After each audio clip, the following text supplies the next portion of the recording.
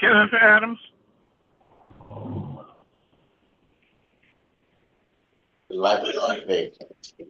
Join the meeting. At this time, I'd like to get a roll call vote, please. Call this meeting to order. Yes, sir, Mr. Chairman, thank you. Director Odell?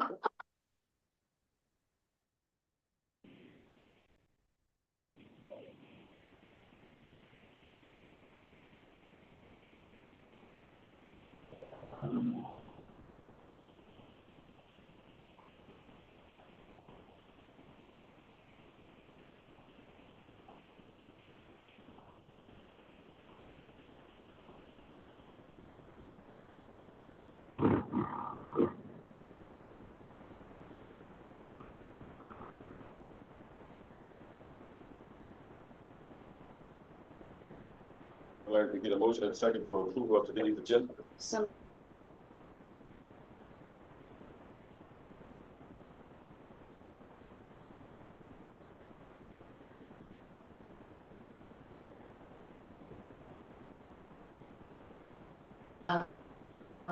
If the board is going to consider that item today, we need to amend the agenda to add that item. Well, us.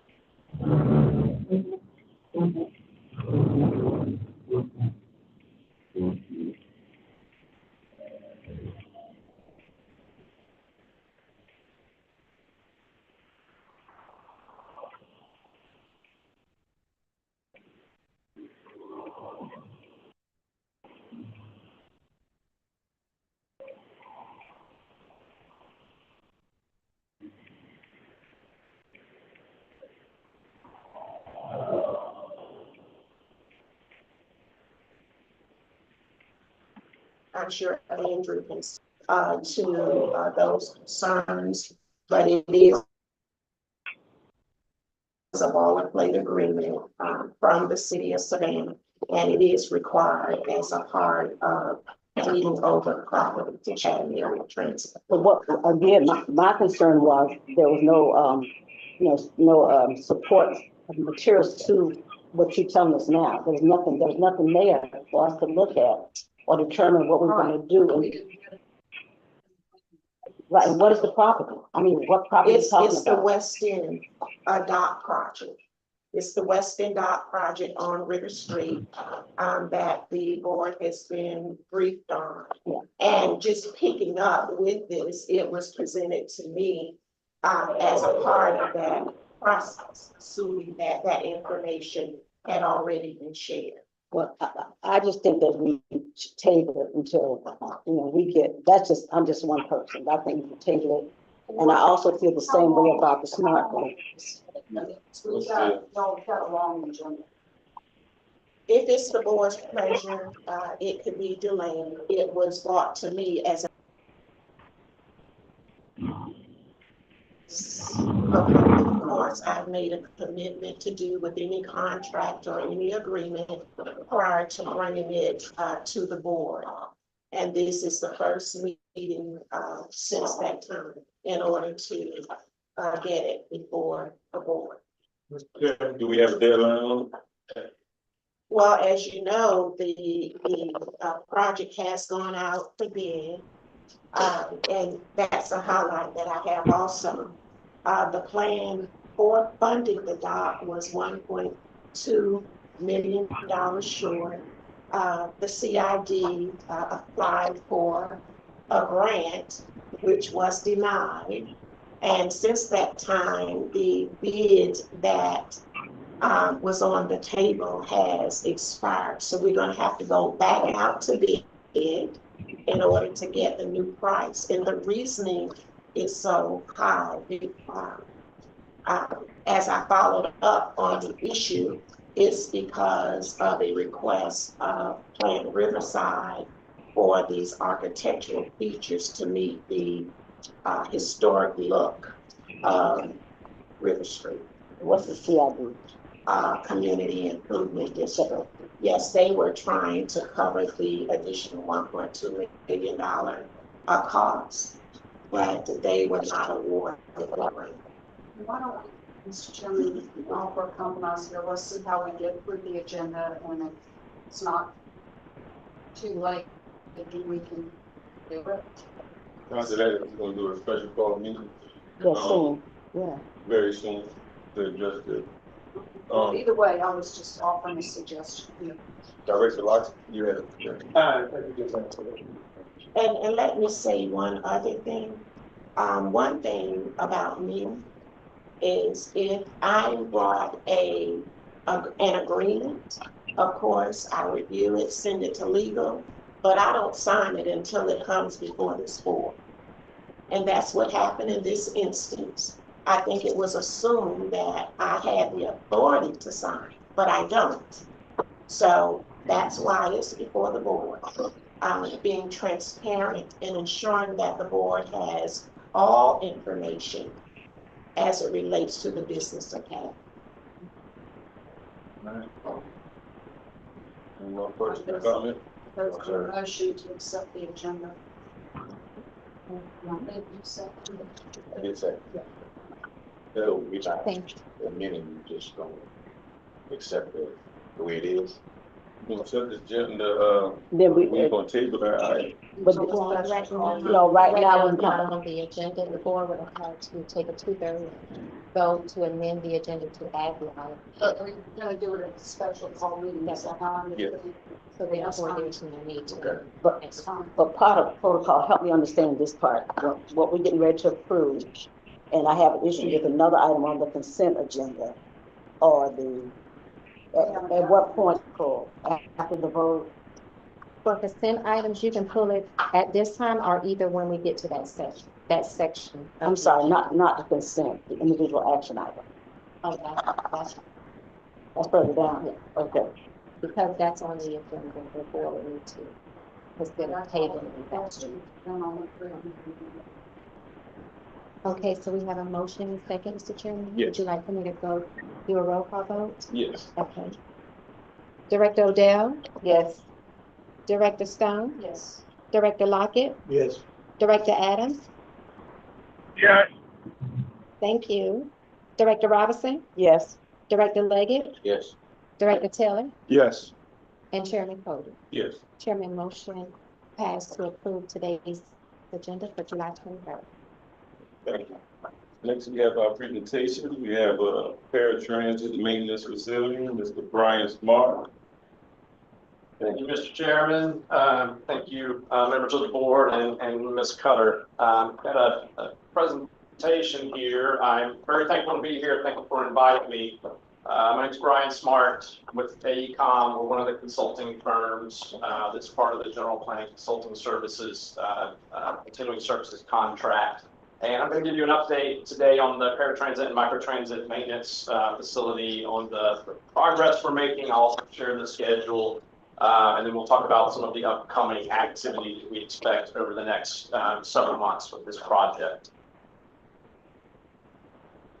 There we go. Having a little bit of difficulty running through the slides here. So I just went over the agenda. That should be the next slide that we have. Thank you. So again, I'll give a project overview. I'll share the schedule. And one of the main discussion items today is about the site selection process. So we've taken a look at 3 different sites. We've done some analysis work. 3 recommendations are in that report that we've shared with Ms. Cutter and her staff. And I want to point out, I also have some a technical appendix as part of this slide presentation here. So if there are more technical related questions about what I'm going to present today, we can run through those slides. Give an overview of the public and stakeholder engagement that has taken place to date.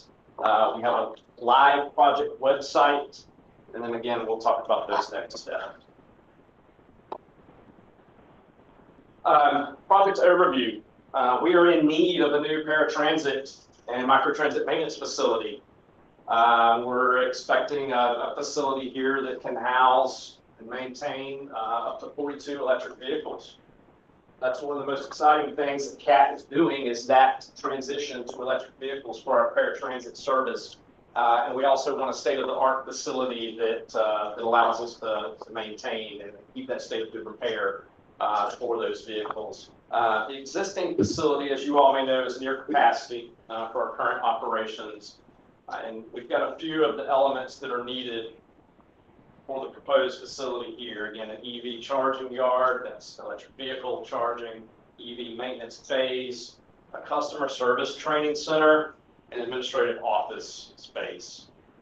And I will note that the programming, just the process for confirming the space needs and the site layout, is something that we're about to kick off. So we're not there yet. Right now, what we've done is we've looked at the site needs. The actual structure and architecture of the actual facility is something that we will be doing later in the process here. I have a question. Yes, ma'am. When we first started this project, it was the paratransit maintenance Facility. facility.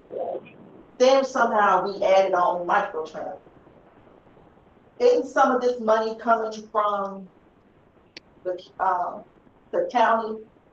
Didn't they approve it as the paratransit maintenance facility? Can you just change the name? I'm going to allow Ms. Cutter. I need to address that. Okay. The county does not fund capital projects. This project is a grant-funded project via FTA, and we have a congressional directed spending amount of, I believe, $2.25 million. It was previously discussed with the board via the former CEO as it related to Smart Grant, microtransit, and to create a on-demand services division where paratransit, microtransit, all under one umbrella and overseen by Miss Wendy Hardy. And that's, I would assume, why that was added to the presentation and shared with the consultant. Right, but when the capital project first began, it was the paratransit Maintenance facility, that's what the grant says, yes. I think some of us are very concerned and maybe not having the same position of combining all these things, making them an on-demand umbrella. I think we might want to revisit that, some of us. And we have paratransit, and microtransit. And microtransit should traditionally be attached to fixed route. Traditionally. Yeah, traditionally it's attached to fixed route.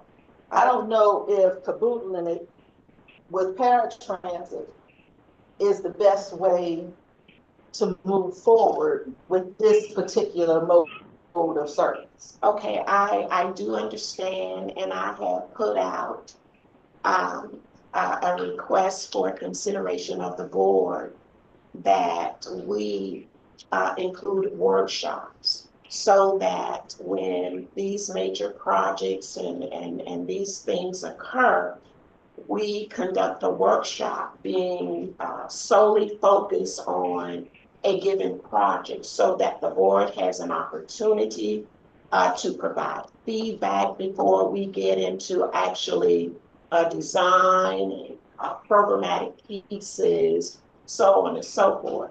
So I am waiting on that feedback from the board to develop a workshop schedule. And of course, this along with the ferry maintenance facility and other projects, not only capital, but administrative policy updates, so on and so forth, be conducted in a workshop setting.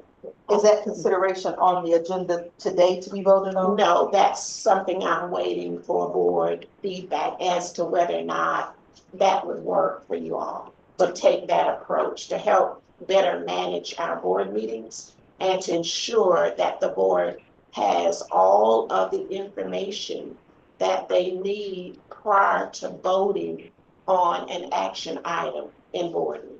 Okay, how about I bring that up in the new business? When we get to new business. And I think the issue is mostly about the fact, what is this facility?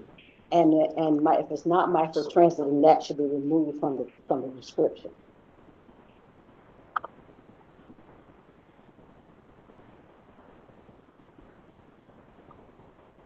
Now, just keep in mind, Let him finish. Yeah, let him finish. Thank you for the discussion. I want to note the project schedule. Please note where we are. In orange arrow there here, summer 2024. These are the major tasks involved with the concept design level of work, the environmental analysis work that we are that is ongoing. We wrapped up our site screening and selection analysis. There is a draft report available that was delivered to Ms. Cutter and her staff. That is going to be the majority of the content of today's presentation. That was recently? Yes, ma'am. Yes. Any questions on the schedule here? Again, the major tasks here, and it takes us all the way to fall of 2025, where we would end the concept design process and hand over to one of our engineering firms for the final design. So that's beyond that 30% level of engineering. Public and stakeholder involvement. How do we see that? How's that going to be done? So that is that. Oh, I'm sorry. Was there a question? No, I said y'all had that. That was that meeting. Yes. So we had some initial meetings in spring of 2024. We had a separate stakeholder engagement meeting. Then we had our first public engagement meeting, and that is an ongoing process while we're doing planning and environmental work and even concept design work. Each of these subsequent public engagement meetings will also be combined stakeholder meetings. So that's why there's not a separate orange star. So we'll see the feedback, or will it make a difference? Or I mean, you're doing these things and we're going to build a facility and we're getting public input.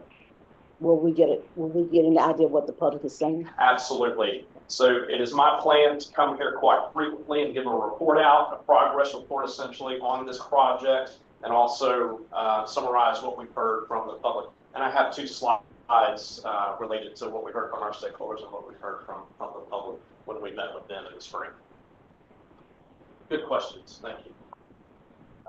Site selection process, again, we just finalized that. There's a draft report that was delivered again to Ms. Cutter and her staff. 3 sites were under consideration.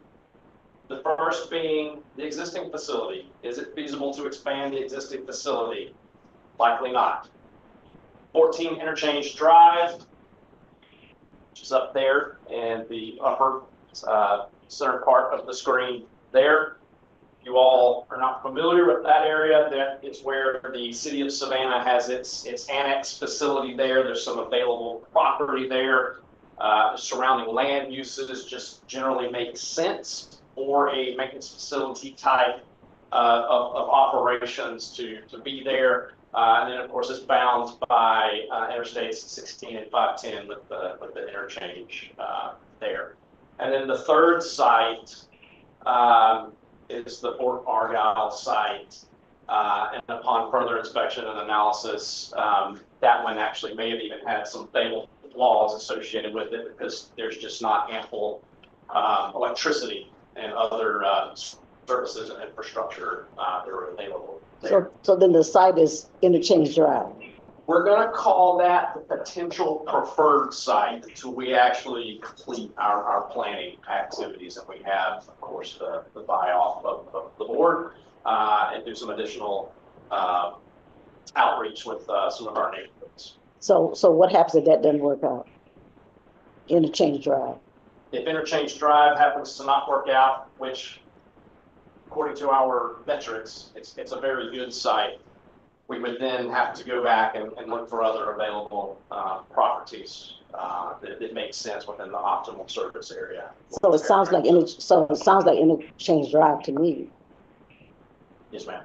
Okay. And that will be the focus of our next conversation at one of our subsequent board meetings here over the next couple of months, is to get, we'll have a final presentation and get your buy-in and approval. And then we'll move forward with the remainder of the activities that were on that schedule. That's slide. Is that land available from the current owners? Yes, sir. The city, Yeah. the city owns it, correct? The city, correct. Yes, and have we gotten all of the information about whether or not it's feasible to build on it? Like flood, water, is there anything going through it that would put it in a protected area? There's so many different things. Very good question. So here we've got a pro and con outline here for each of the 3 sites. We're going to focus on the Interchange Drive site, given what we know about it. Again, it's owned by the city. There's approved zoning and land use. There it is consistent with the land use plan and the zoning. Minimal natural resources, minimal flood risk, and it is accessible to existing customers. So from Gwinnett Drive onto Interchange Drive. But what about the impact to the residents? I'm sorry. I'm sorry. There are, so what you see outlined in the purple here is at a concept level, what we're thinking would be the buildable site from everything you see here in this polygon. The wetlands are located generally in these 2 areas, immediately adjacent to the site area that we would need to construct the facility. We also collaborated with Army Corps of Engineers. We did a delineation determination. They have determined that the wetlands are non-jurisdictional, and they gave us a letter, essentially a letter of approval to move forward with that site with minimal impact to the wetlands. So But- I'm sorry, go ahead, Queen. I'm sorry. So will we purchase this land or will we partner with the city for some of this land? The city is donating the land to Chatham Area. So will they donate us the fees for the tap-ins and everything else also? We haven't gotten that far. Well, and I guess what my concern is it looked like it's always been the spot. But anyway, let me ask a question about the residents in that area. Next. Yeah, I need to know if you got people living in that area, and what is the impact to those folks? No, they're over there. So they're nowhere On the near. other side, on the other side of the green line. No, that's my question is where that plant is going to be built. What impact would that have on the residents in that area? No, it's already an industrial area. Yeah, it's, There's other industrial things. see how far away the houses are? And those are almost the size of warehouses. You see them? So that's residential right there. Yeah, Point to it again. over there. That's where the residents are. Okay, so, but we're not creating any more noise, any more traffic, or that will impact them at all, is what I'm hearing. Generally, there would be, so when we have to consider facilities like this, one of the main impacts to the surrounding community might be noise. Mm-hmm. The ambient noise levels here, because of the activity with some of these adjacent properties and even with the interstate here, there would be no increase in the ambient noise levels and therefore no noise impact to the community And here. all that'll come up when site plans are drawn, because NPC has to review all that. So Yep, but we've already decided this is gonna be the I spot. understand. So what I'm asking is, before you do that, yeah, what I'm asking is, as a as concerned citizen for other citizens and here to represent the citizenry. My question again is about the impact what with us coming in will have on the residents in that area. I just want us to consider that. And I'd like to hear it at some point. Absolutely. And you're asking all the right questions at the right time, because our major next step, our next milestone is we're going to kick off the environmental review process. We've partnered with the Federal Transit Administration, Region 4. We're expecting a National Environmental Policy Act classification from them so that we can get into that environmental review process. And then as you all saw on the schedule, there are going to be other times where we're out in the communities discussing the project with them. Now, I will say, Dr. Robinson, one of the potential outcomes and one thing that we're going to really consider during the design process is actually not the impact to the community, but the benefit. So it might be this facility here is something that's a job opportunities for those in the community. We are also during the design process, we'll be considering environmental context sensitivity, whereas you all have probably heard of LEED certification. So certain elements that might qualify this facility for LEED certification will definitely be considered during the design process. And that would be things that would help us manage the stormwater in creative ways. That was my question. Yeah. Because of the wetlands, you're gonna have to make sure you have proper drainage, which could be extremely more expensive, so that the runoff doesn't flood them and run off into, okay. Yeah, and porous surfaces with our concrete, asphalt, or whatever is used out there, so that the stormwater actually percolates down into the ground and doesn't run off. Okay. And we think. So we're thinking about that. Absolutely. And we think the two wetlands that are there, again, they're non-jurisdictional, which means they're not really connected to the water, our water resources out here. They were probably stormwater features that developed wetlands characteristics over time after the construction of I-16 and 516, the interchange here. So this has something to do with the stormwater request? That was for the dock. So, right, we have to do the same We thing. will Yeah. have to do the same thing exactly with this. Very good questions. We're definitely very thankful for this input here as we wrap up the site selection process. So a few conclusions here, again, based on our analysis and our evaluation criteria, the highest performing site is 14 Interchange Drive. We need obviously a site that's central and within our optimal service area for our paratransit customers. Have to consider the range of the EV vehicles, right? And we also need a site that serves, as again, climate adaptation and resiliency. Stormwater. Stormwater is a major issue here, and that is something that we're taking very seriously in the design of this project. Existing operations cannot be disturbed. So again, one of the potential alternatives was to expand the facility here at this site, but we would have major disruptions to existing operations if we move forward with that. Can you go back one slide? Because of where it's located, it'd be a prime project for solar panels. There's no obstruction.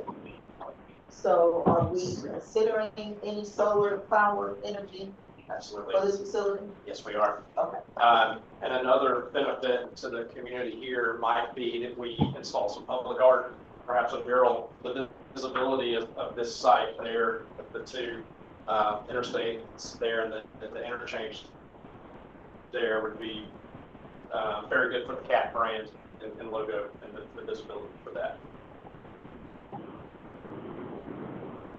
One thing that we're going to do here over the next couple of weeks is a traffic study at Interchange Drive.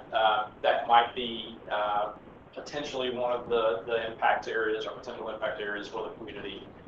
Again, we definitely mitigate that with certain measures like traffic signals or roundabouts and things like that. And that will be something that will be discussed here over the next few months as we move forward with the planning process and the environmental review process. One thing we've already done as part of our analysis is the Title VI equity analysis. And again, we met with the community, met with our stakeholders. We looked at the benefits and the burdens potentially of a facility on each of the 3 sites. We did the alternatives equity analysis, which is essentially based on census data and what we know about the demographics of our communities here. And then we looked at also the potential for cumulative impacts. So is there anything else that's going on in each of these 3 sites other than the potential for this facility? The county, the city, what other projects, what other public works projects are being planned? And then, of course, the result of that is our Title VI analysis. And the conclusions there, again, all sites are located in areas with minority and low-income populations, with percentages that are higher than the actual county, and that's what we have to look at to make sure there's no disproportionate impacts here. And as I mentioned, the communities will be separated from the facility, again, reducing the following potential environmental impacts. And I mentioned sound.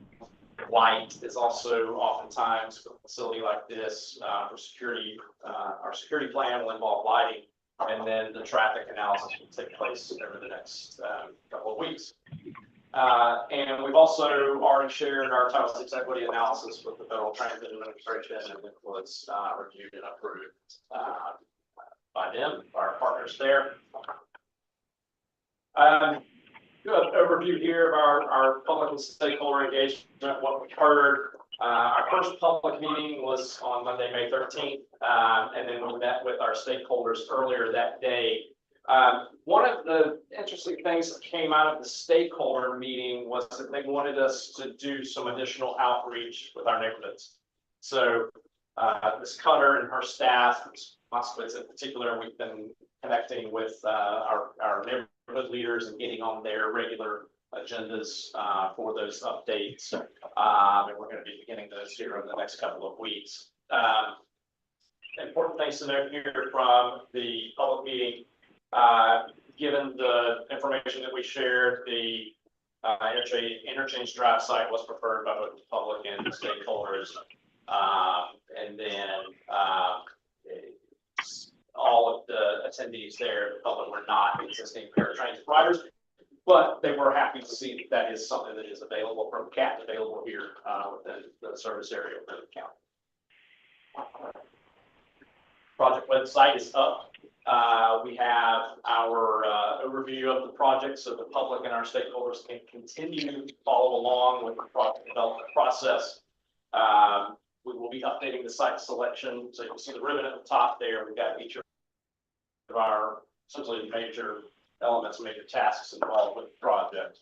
It's a very transparent process. That's what the Federal Transit Administration asks for a project like this. And our team has done a really good job on developing this website. It's catmobility.org. Again, it is live and up and running, and all the latest information is there. So our next steps, we're going to finalize that site selection process, and I will be back probably within the next month or two to give our final report out on the site selection process and get your approval. We're going to meet with FTA Region 4 again to kick off the environmental review process and get our NEPA class of action, continue stakeholder and public engagement, and then we'll actually begin the site planning and concept design. And that will be another thing that we will be coming back frequently to show what our concept designs are to get your review and approval. And then as I've got here, we plan on coming back probably before fall of 2024, but I'll work with Ms. Cutter on confirming our agenda for today. Thanks for your time today, and I'm here to answer any additional questions and comments you might have. So because it's located so close to where the city built their facility, they probably did studies of that area. Will you be able to get copies of those as relative to that piece of property? Absolutely. They might be outdated, but at least have. site is built on easily. I was planned to do an updated traffic study for a facility like this anyways. Okay. Something that was very useful there is their stormwater report. So we have their hydrology report for a stormwater pond that's constructed adjacent to their facility, and we're continuing conversations with the city to confirm that we can pipe to their stormwater structure as part of their. But all that'll come up when you'll apply for a permit in the case for the city for development review. Right, but by then, the cost is already there. If we can know in advance that we're gonna have additional costs around that time. You know, it's all the stuff you can get done up front. The more you get done up front, the easier that process is. Absolutely.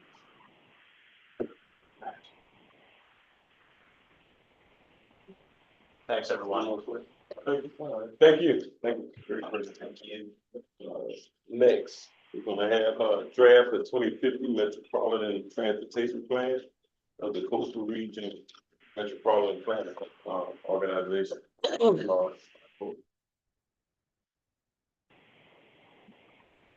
Hello, good afternoon. Thank you for allowing me to give the presentation, especially the chairman is on the Cornfield board. Allow us to give a presentation over here. So I'm going to present to you on the 2050 long-range transportation plan. It's called the Moving Forward Again 2050. I don't know. I know the chairman knows what the MPO is. Mary over here knows. A lot of the CAT staff knows because they work constantly with us.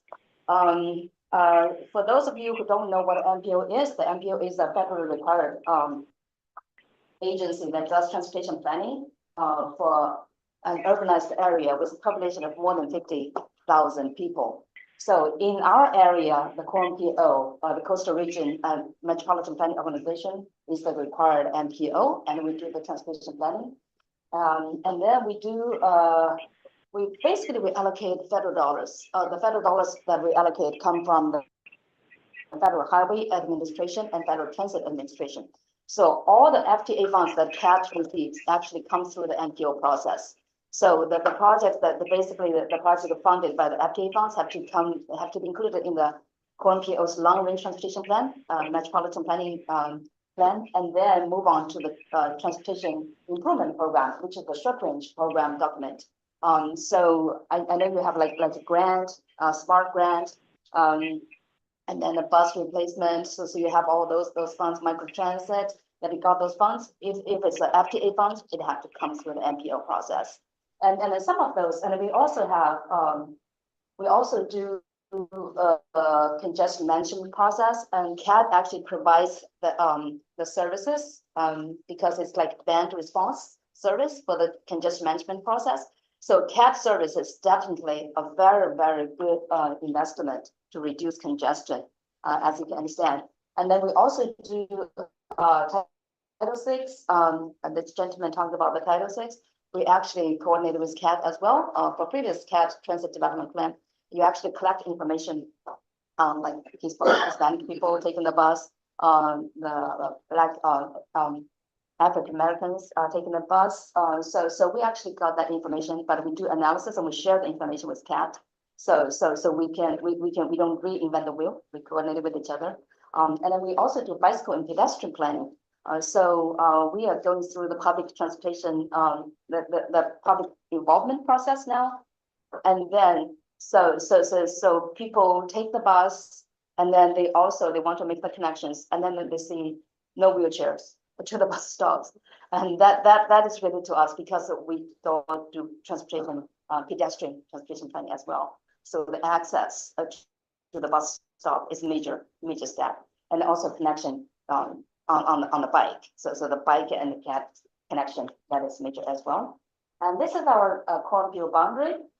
So even if we are staffed by the Metropolitan Planning Commission, MPC, our boundary is actually larger than MPC. Our boundary is basically all of Chatham County, and then South Effingham County, and then Richmond Hill, and then a portion of the Bryan County located within the Savannah urban area. So North Bryan County was in our planning area, but they opted out. So this is the boundary that is approved by the governor. So we do transportation planning for this area.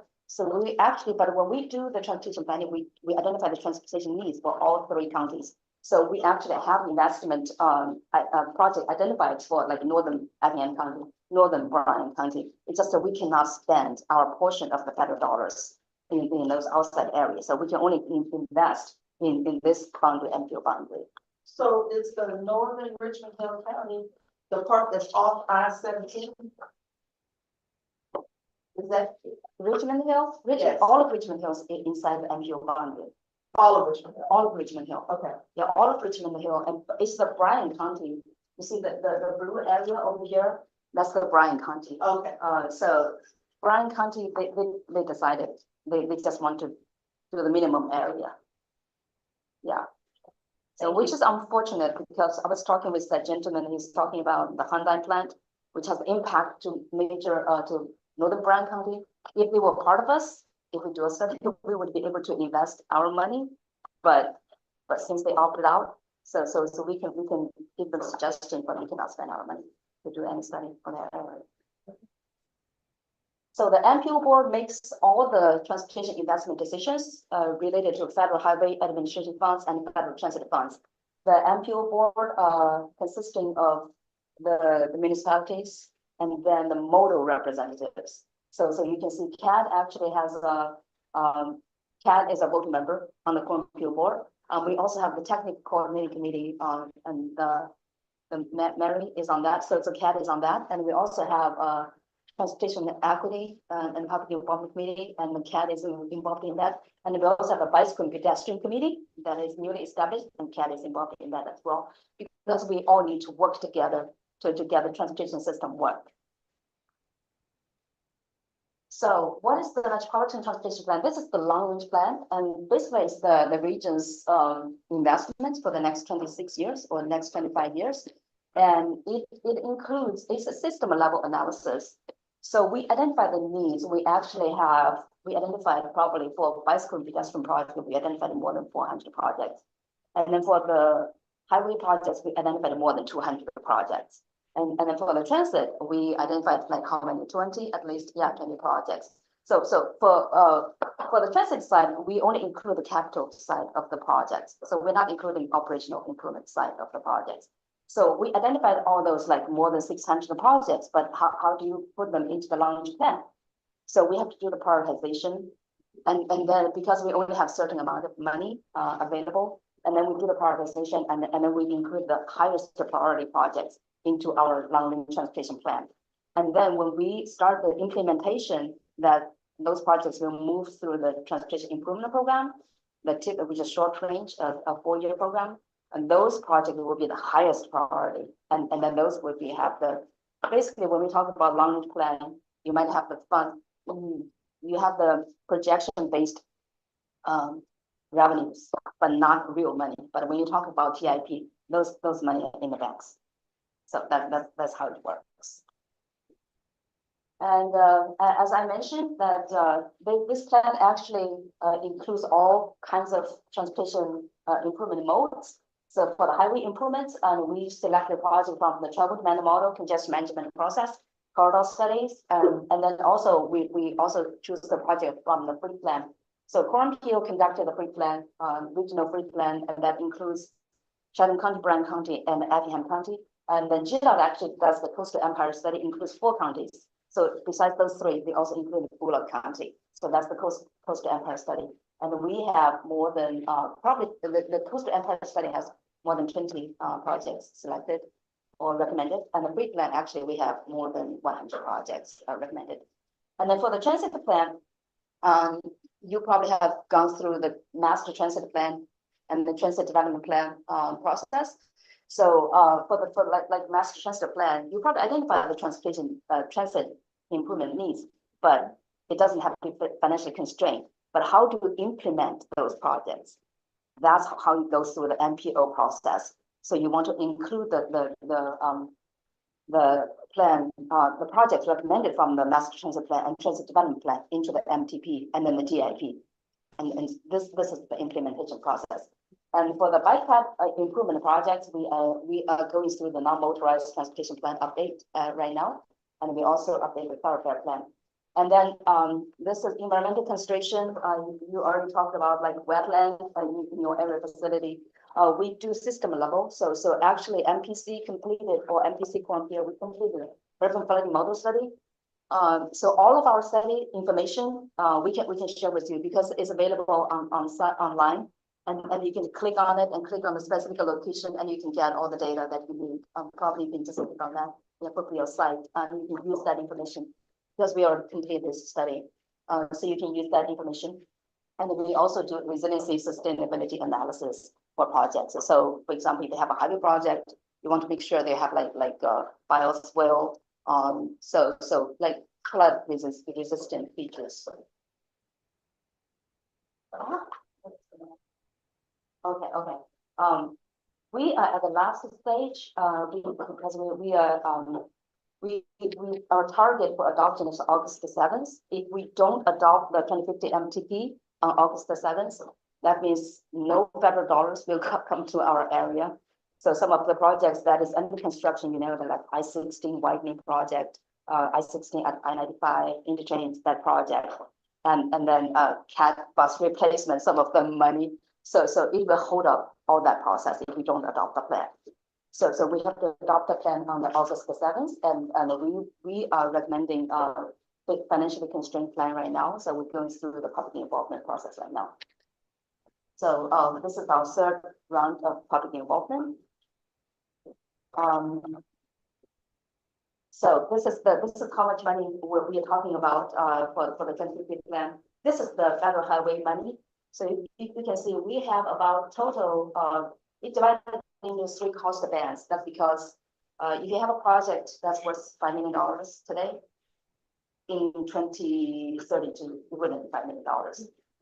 So it probably will be $10 million. So the federal government requires to do year expenditure dollars. So we divided our projects and the revenues into 3 cost bands. The first cost band covers 8 years. And then total project cost, total project revenue we have is about $601 million. And then the cost band 2, we divide it into 9 years. And then the total revenue is about $587 million. And then the cost band 3, we have about $701 million. And as you can see, you see project revenue, maintenance revenue. And then the first round, we actually did the survey. And the survey response, the top response is that people want to maintain existing roadway system. So just don't deteriorate, just maintain a roadway system. So that's why we have the maintenance revenue as a separate category. But at the end of the project revenue, we also have especially the highway projects. That would be something like I-16 widening. And then you also have operational improvement projects. Like the studies I mentioned, they actually have some like operational improvement recommendations. So we want to have like set aside. So the MPO controls the urban attributable funds, about $5 million each year. And then the transportation opportunity funds about $1 million each year. So when we do call for projects, so if the city of Savannah wants to do roundabout or intersection improvement or signal coordination, that would be covered under operational improvements. And then we also have like if Chatham County wants to do a bike path project, so that we covered under non-motorized to set aside. And then CAT actually we allocated the average WA funds we're talking about. CAT normally receive FTA funds, but we decided that we want to reserve some average WA funds for CAT. And the revenue that we used is based on the cost of electric bus. So we decided that $1.3 million would be used for CAT reserve for the transit service. So that's the total revenue that we have and the project category we have. So this is the map that shows the highway projects. Mostly the FHWA projects are long-term projects and they are more expensive. So you can see a lot of projects are located on the west side because a lot of great development over here because of the Georgia Port Authority, because of the Hyundai. So you have a lot of the west side development over there. So this is the pipeline. Some of the projects are already in the pipeline. That means they're already in the tip. And then the longer term ones, this is the first time actually we are able to add some new projects into the long range plan.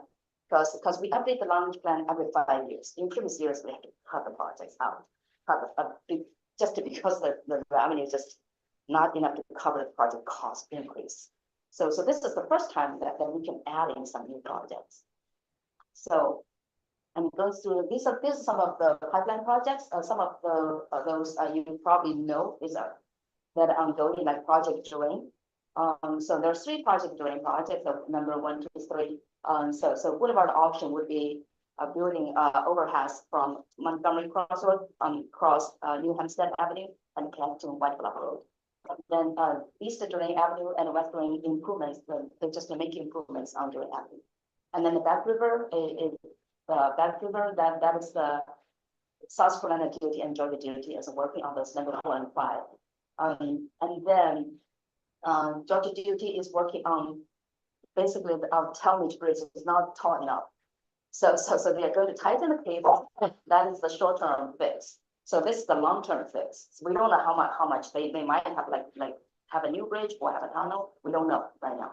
But we are only including like $500,000 right away because I told GDOT, I said I'm not going to include the construction because if you include construction for this project, we're not going to do any other project. You consume all of the revenues. So currently this is a long range.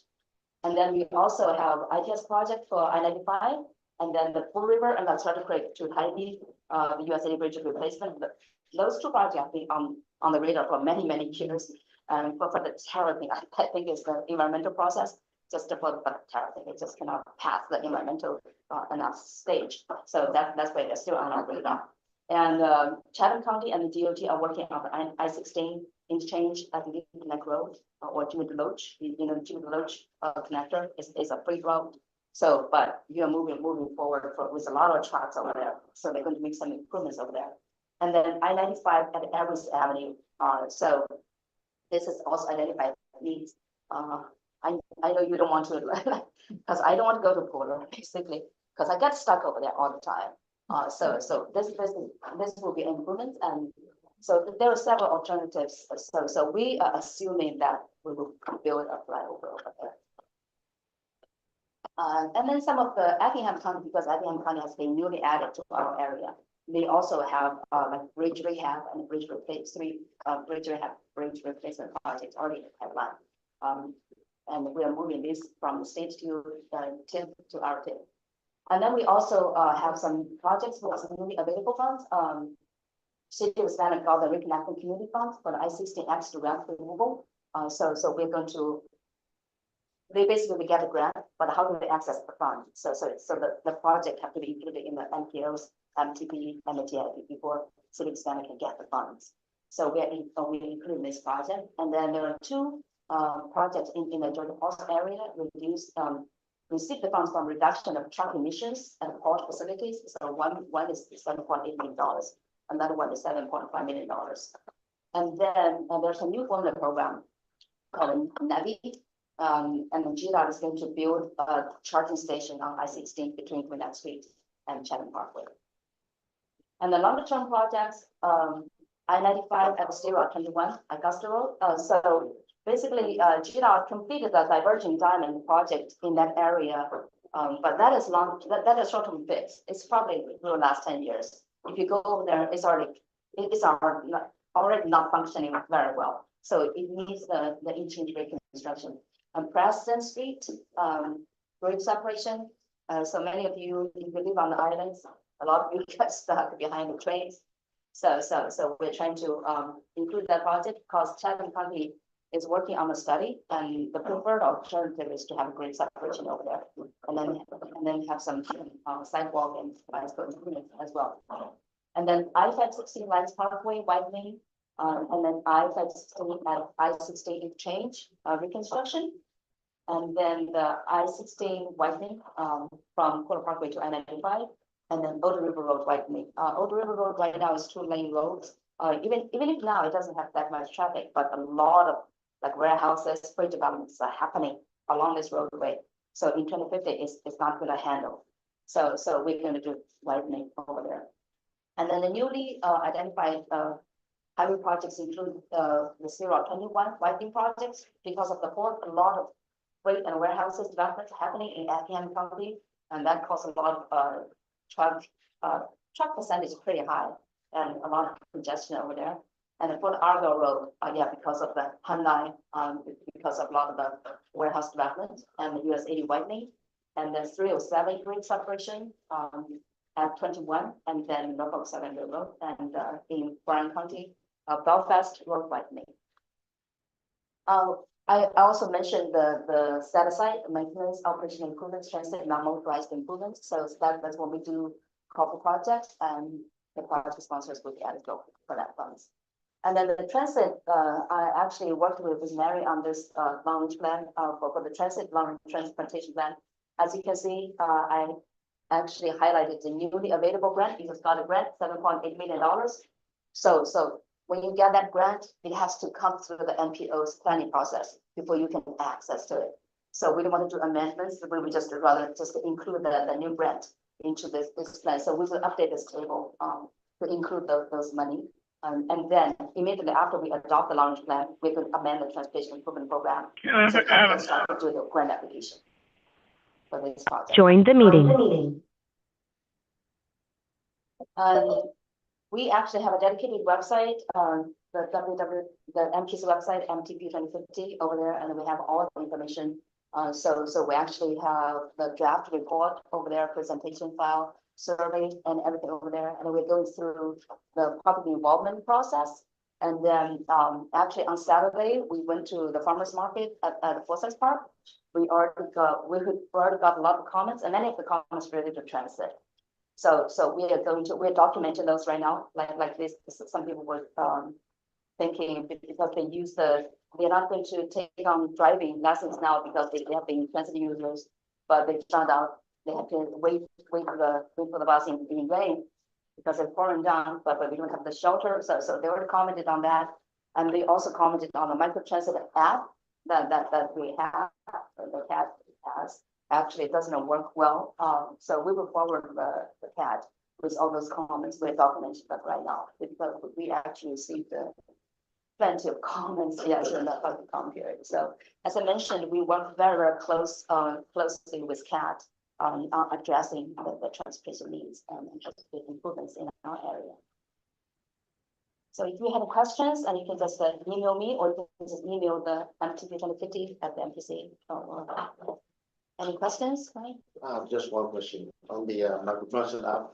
What was the complaint here? I have to go back and to see what specific comments, because we have the comment cards that they just write comments and then insert it into our box. Yeah, we will share with you. Yeah, because I'm a transit user as well. I use a US 17. I have to ask Mary how to purchase because I have to prepare cash to purchase the ticket. So all the comments, basically the comment is like people complain to us. So if you go somewhere, they know that we work for transportation planning, they start to complain. So if the signal, they stay behind the red light for 2 minutes, they complain to us. So it's like, but we document. So we actually, like people want traffic calming as well. And also they complain about the lighting. So you have the Trumanina Park Trail, but some of those segments are not lighted. So it's not safe. So I mean, those are basically we actually get those inputs so that we can make improvements. So we don't consider those as complaints, right? We want to also can get better. Yeah. Okay. Any more questions? Thank you. Thank you. Thank you. Appreciate it. Next, we'll have our Junior President, Ms. Danya Swinton, on organizing and expanding the authority bargaining unit. What you do?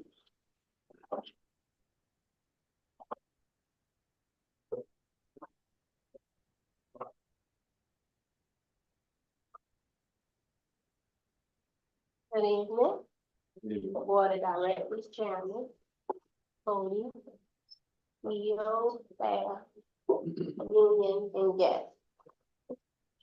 First of all, the union would like, on behalf of the bargaining unit, to thank the Board of Directors for the 5% raise. I have a happy employees.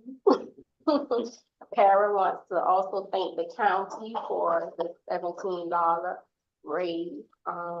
They were very excited. A lot of them did watch the meeting and, saw the vote.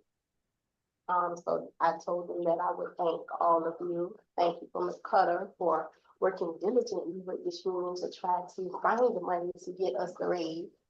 And it shows good union and management working environment, that everyone cares for the common cause, so we give y'all thanks. Next, I would like to give y'all a little background, that we can organize labor.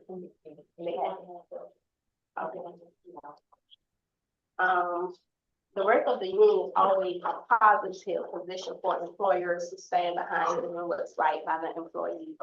The union believes that it is everyone's goal fitting in this room for employees as a whole. I know certainly that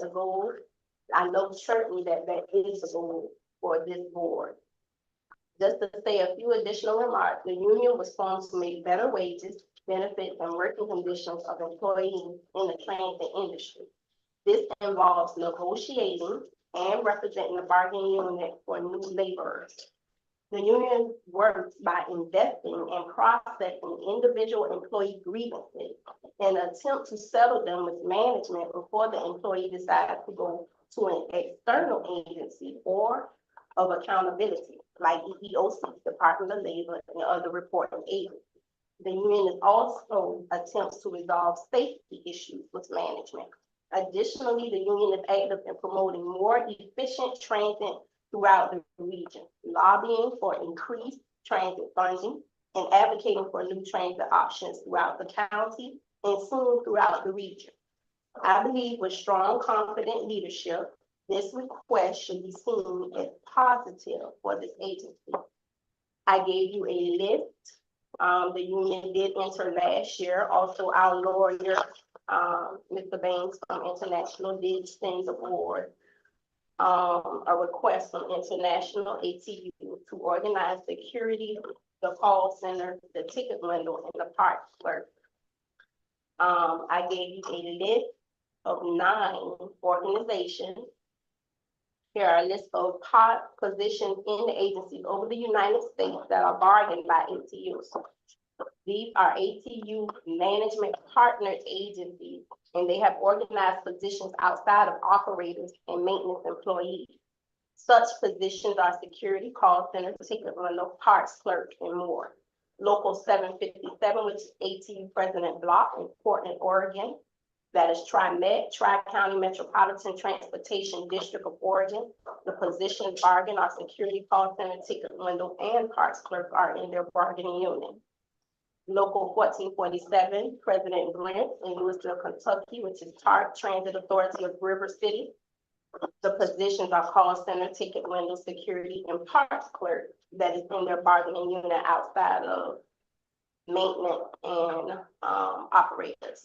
Local 689, President Fitzpatrick, District of Columbia, Washington Area Metro Transit Authority, has call center and parks clerk. Local 713, Vice President Smith of Memphis, Tennessee, Memphis Area Transit has call centers. President in New Jersey, Big E, he did New Jersey's transit. He bargained the ticket window outside. Local 281, 425, and 443, which is ATU President First Lady.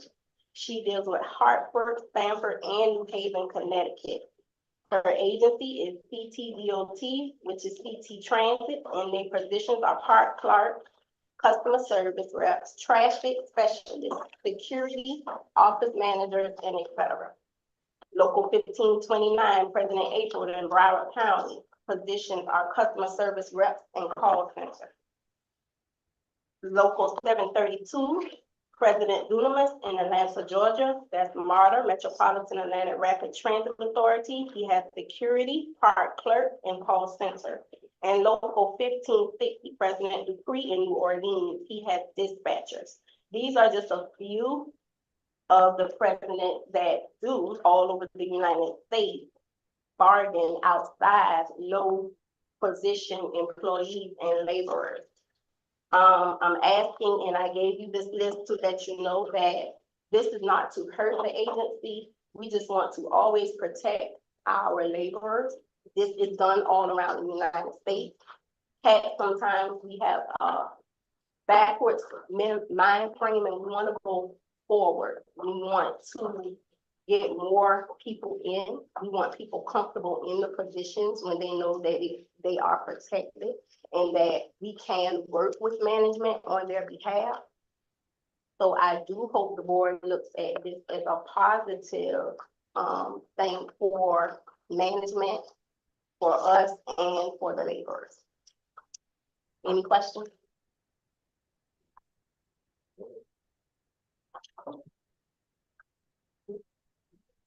So thank you. Thank you. Thank you.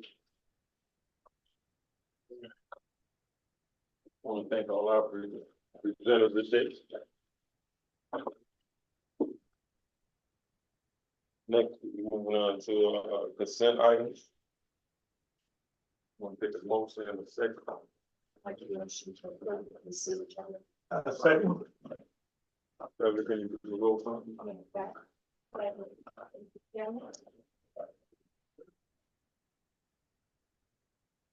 Director Odell, Yes.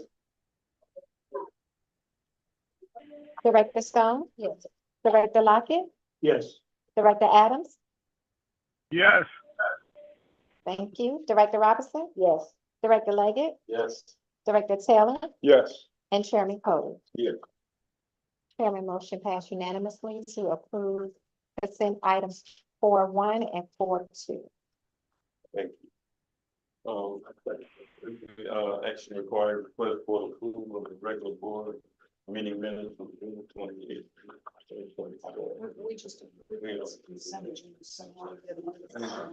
Next week, we go into, next week, we go into individual action items.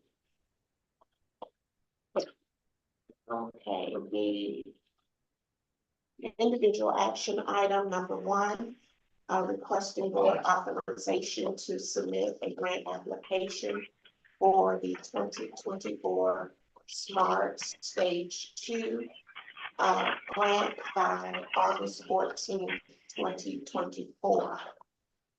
You have an action item outlining the details of the grant.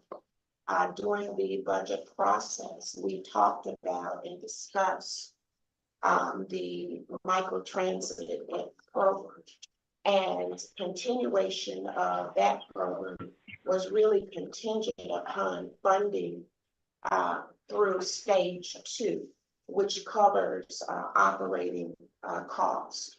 Now, as the action item states, the deadline for submittal of the application is August 14th, and we are requesting board approval to move forward with submitting the grant application. The anticipated amount to be awarded is $12,493,500, and that includes all operating and capital costs. I'd like to call to the board's attention that this is operating costs for a 3-year period. So, I got a question. So with this phase 2 of the grant, as a board member, I have not seen the actual application itself, the content of the grant. So what you just gave us was a brief overview of what it would entail. So at some point, will we see the complete document? Because my concern is with phase 1, there's a lot of things the board was not aware of, the board did not understand. And I just don't want that same scenario to repeat itself. I think in the application, you'll see more detail. I think that was a problem with the first a sample that's attached to the action item, year 1, year 2, year 3 projected costs. And it's all inclusive of operating and capital costs. So would that include, additional people, hiring people? Do we know what those positions are? Do we have that kind of breakdown with that stand that we are not seeing as a board? There is an attachment that we should have, and we're looking at 22 operators. And that includes the amount of wages and any overtime, of course, benefits, contractual services, training, electric charging costs, that's a utility cost in addition to capital costs as well. I was wondering if this particular item could be in one of those workshop items, but we got to August 14th, and then at our call meeting, then we can discuss it further. Sure. So I'd like to table it until the workshop. the workshop. In the meantime, we will continue to work on the application. Yes. And be able to provide more detailed information. That would mean the workshop will have to be held relatively soon. Right. In Yes. order to meet the application deadline. I think what we're saying is to continue forward with the process. Yeah. And then let's get together and explain it so that we are better advised than we were for part one. So you need a motion to continue it until our workshop. I'll make that motion. Second. Okay, yes, sir. It will not only continue, I mean, not table, but for her to continue Yeah. working Right. on the grant application. But we're not. So gonna that go they for- can make the deadline, Right, and then they're gonna go over it with us at the workshop. right. So the motion is to continue working on the application and have it discussed at the workshop. So we're not voting And on. I it will today. second that. But we're not voting on it. No, we vote on this, right, what we, Right. yeah, vote, yeah. So I second Helen's motion. We're good. And Director Leggett, we got a second from Director Leggett. Are you okay with that? She's second the first one. Oh, you good with it, with Yes, the amendment? Yes, ma'am. Okay. Thank you. All righty, I'll do a roll call vote. Director Odell, Yes. Director Stone, Yes. Director Lockett, Yes. Director Adams. Yes. Thank you. Director Robinson, Yes. Director Leggett, Yes. Director Taylor, Yes. and Chairman Cody. Yes. Chairman motion passed to, activated by Director Odell and Thank you. Director Stone.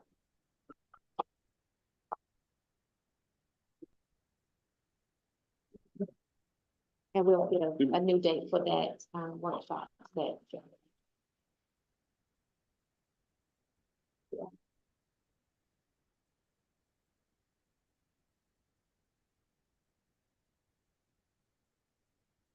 One other item on.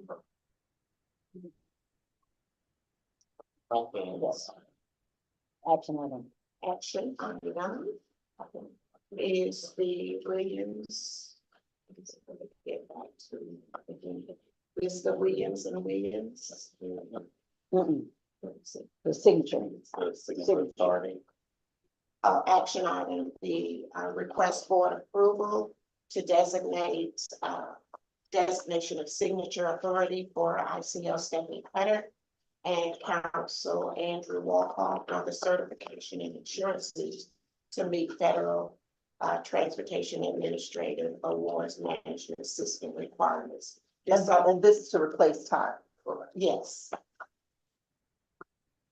And then, and also Mr. Massimo to allow us to submit and get grants executed. but, and there's the insurance, the form itself never included the chairman of the board to have to sign. No, It's just the CEO and just the CEO and council, In Gotcha. in legal. and that's always been just CEO.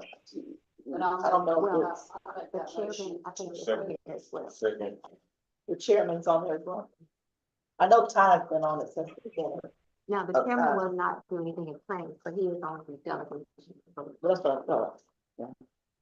So the motion is to accept, to approve it as written. Yes. Yeah. Go ahead. Good with that? Yes, ma'am. So I'll He second. said, second. Oh, You made the motion. you made the motion. So she made the motion. You made the motion. Anybody can make the motion. No, but it was made, It was no, made by Helen. yeah. The initial was made by Helen. And Mr. Chairman, you seconded it, right? Yes. Okay, roll call vote, Director Odell, Yes. Director Stone, Yes. Director Lockett, Yes. Director Adams, yes, thank you, Director Robinson, Yes, Director Leggett, Yes. Director Taylor, Yes. and Chairman Cody. Yes. Chairman motion passed for item 5.1. I'm sorry, 5.2. Chairman.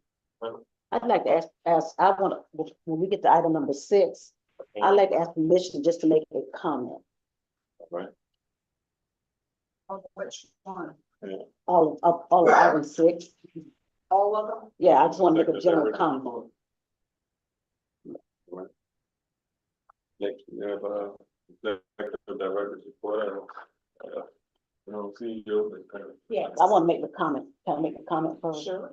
One of the things that I have concerned about is the amount of time that we're not getting these reports on time. And what I'd like to recommend is that at some point we get a summary of, we got these, the service delivery, the planning, we got all these charts and graphs that's really typed and pretty, but we don't get them in time to really evaluate them.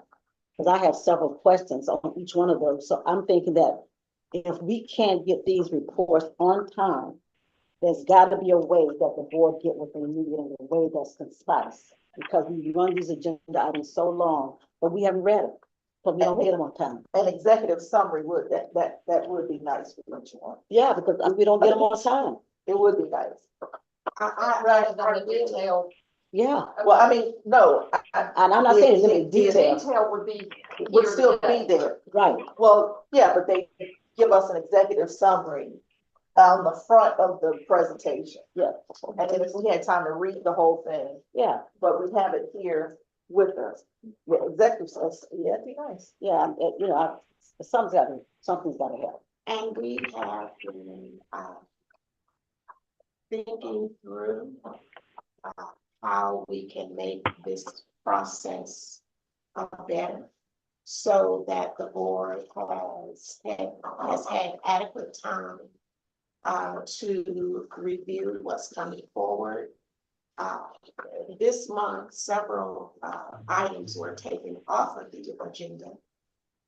Simply because some of the questions upon review of the studies, they were not answered.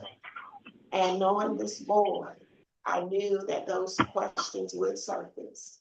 And it was no need to send anything forward when the anticipated questions, were not answered. We're trying to be more diligent in providing all of the information, and getting it in a timely. So you're going to see the FAIR study coming forward, the bus stop amenities coming forward in August. You will get it early so that you will have ample time to review the reports and the recommendation. And with that, I will provide an executive summary calling your attention to specific components of the reports. I have had the opportunity to read the study, not all of their study, but kind of a summary. Have some concerns that I like to highlight for the board. And I think it's fair if your department heads do executive summaries as well. I don't think that should only be your responsibility. They are heads of department. Yes, but I'm the one that answers to the board. Yes, ma'am. Yes, ma'am. But let's make it fair. Yeah, Oh, it will be. Okay. Yes, it will be. And we are getting there because it's really important that the board has good information, and I do read these reports.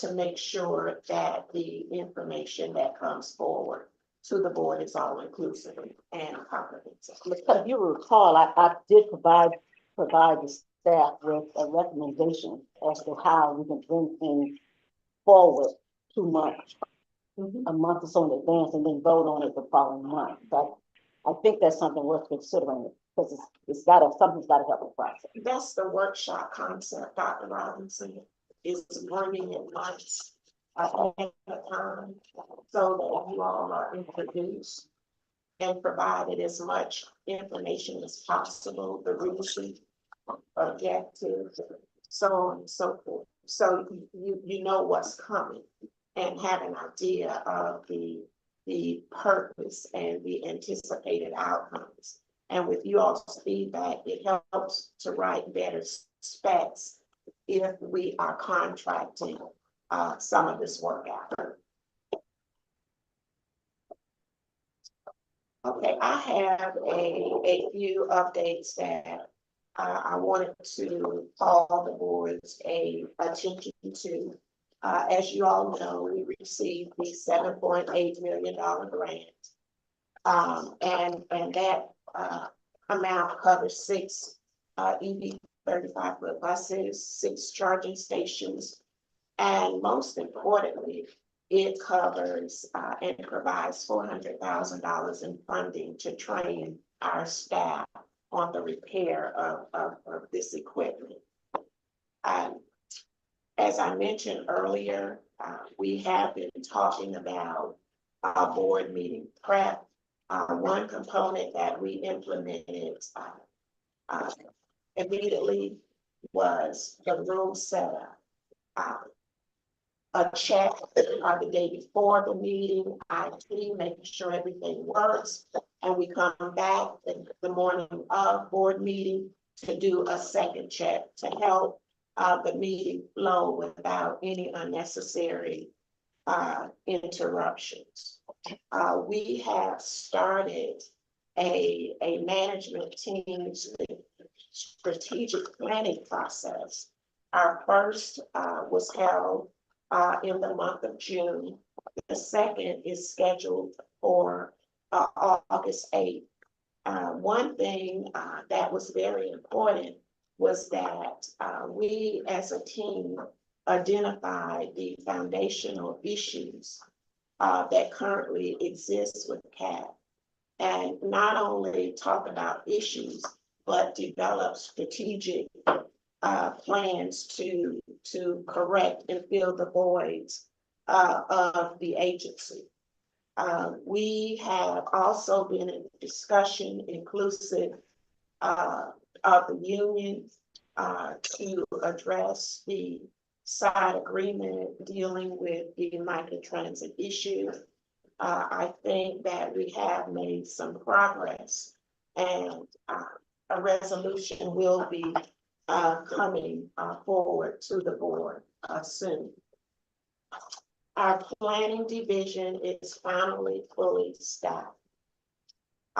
With that, we will have project managers not only for capital projects, but also projects that will enhance operations and administrative processes as well. These project management assignments will not be handed out to consultants, but we now have staff on hand that will be fulfilling these tasks. Our recruiter, she has been out. She has COVID and she's had death in the family. And that is why you don't have your recruiting staffs today. The update that I received today is that those staffs will be available tomorrow. And one of the delays is that I wanted to include the progress made. We had a class starting July 1. and a large class that started on the 15th. Really making great progress with recruiting. I plan to, along with other staff, attend an APTA session next month. That's talking about the challenges in transit and what we can do better. Mrs. Kelly, didn't you hire an HR manager? Yes, Are we there? We do have HR manager. Okay, I know she said we didn't have a report. I'm just wondering. we don't have a report. The recruiter collects the stats. I've been working with the manager in terms of what you all have requested. And I gave copies of previous reports with the addition of adding the status of workers' comp and employees that are out, particularly on the driver's side for FMLA. So you get a true picture of the number of missing operators from the work pool. So hopefully we'll be able to get that report out to you tomorrow, no later than Thursday.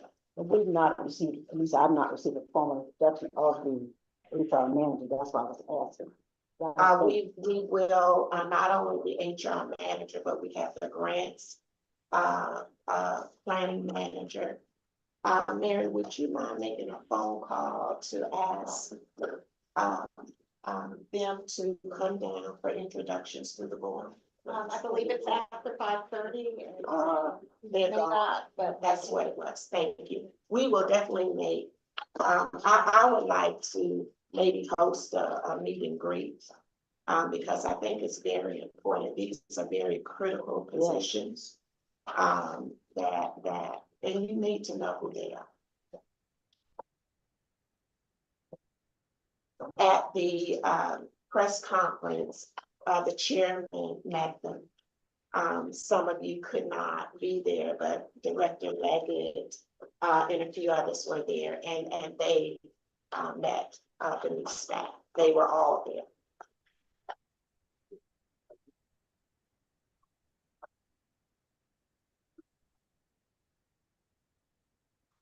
Now, Ms. Ariel.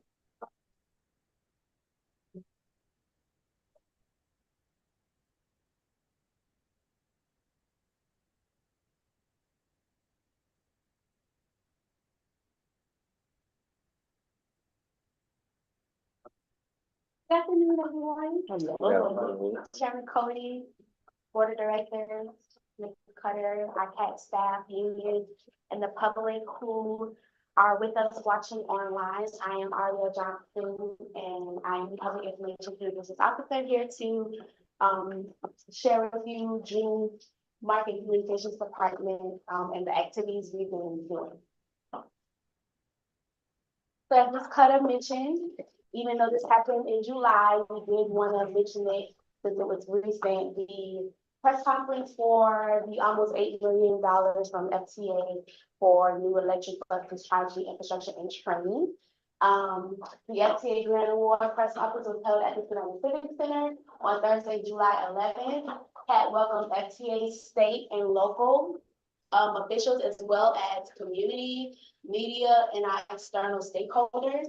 And one of the things we really want to stress is the working together from external and internally to make this event a success. And we appreciate everyone who was able to attend and who continues to support CAT and our initiatives. CAT tracking data in June, 154 new Apple users and 12 new Google Play users downloaded the CAT tracker. Our monthly active users continue to show some increasing growth. On Apple, is more than 1,000 active monthly users, and Google more than 2,500. Social media. Sorry, guys, I have my notes here. On social media, LinkedIn continues to be our most highest growth with subscribers. In the month of June, we had 29 people subscribe to our LinkedIn channel, which is good because more LinkedIn is used more for jobs and job awareness. So that means more people are seeing our jobs and hopefully applying to be a part of the CAT team. What's next? The communications and marketing department is working diligently to rebrand CAT's image in the community. Some of the activities for the month of July include preparing and planning for a CAT family event scheduled for September, and more details will come with that. We also participated in the school board's annual back to school event, and we had a lot of questions about our Dare Bear student Dare pilot program, and also improving our lobby appearance as well. One of our highest Facebook posts was the announcement of the CAT board extending the Dare Bear pilot program to December. A lot of people were excited to hear that, and they are thankful to have their students ride the bus. As one of the school board members said on Saturday, some students like to ride the bus because it gives them independence as well. And that is all I have for you. Do you have any questions? Thank you. Thank you.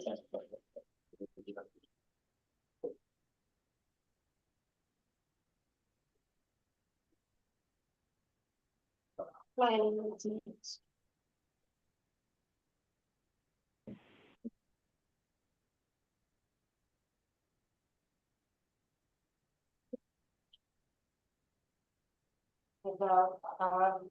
I'm taking to load up here, so I'll just say hello to the board, good evening, to the public watching.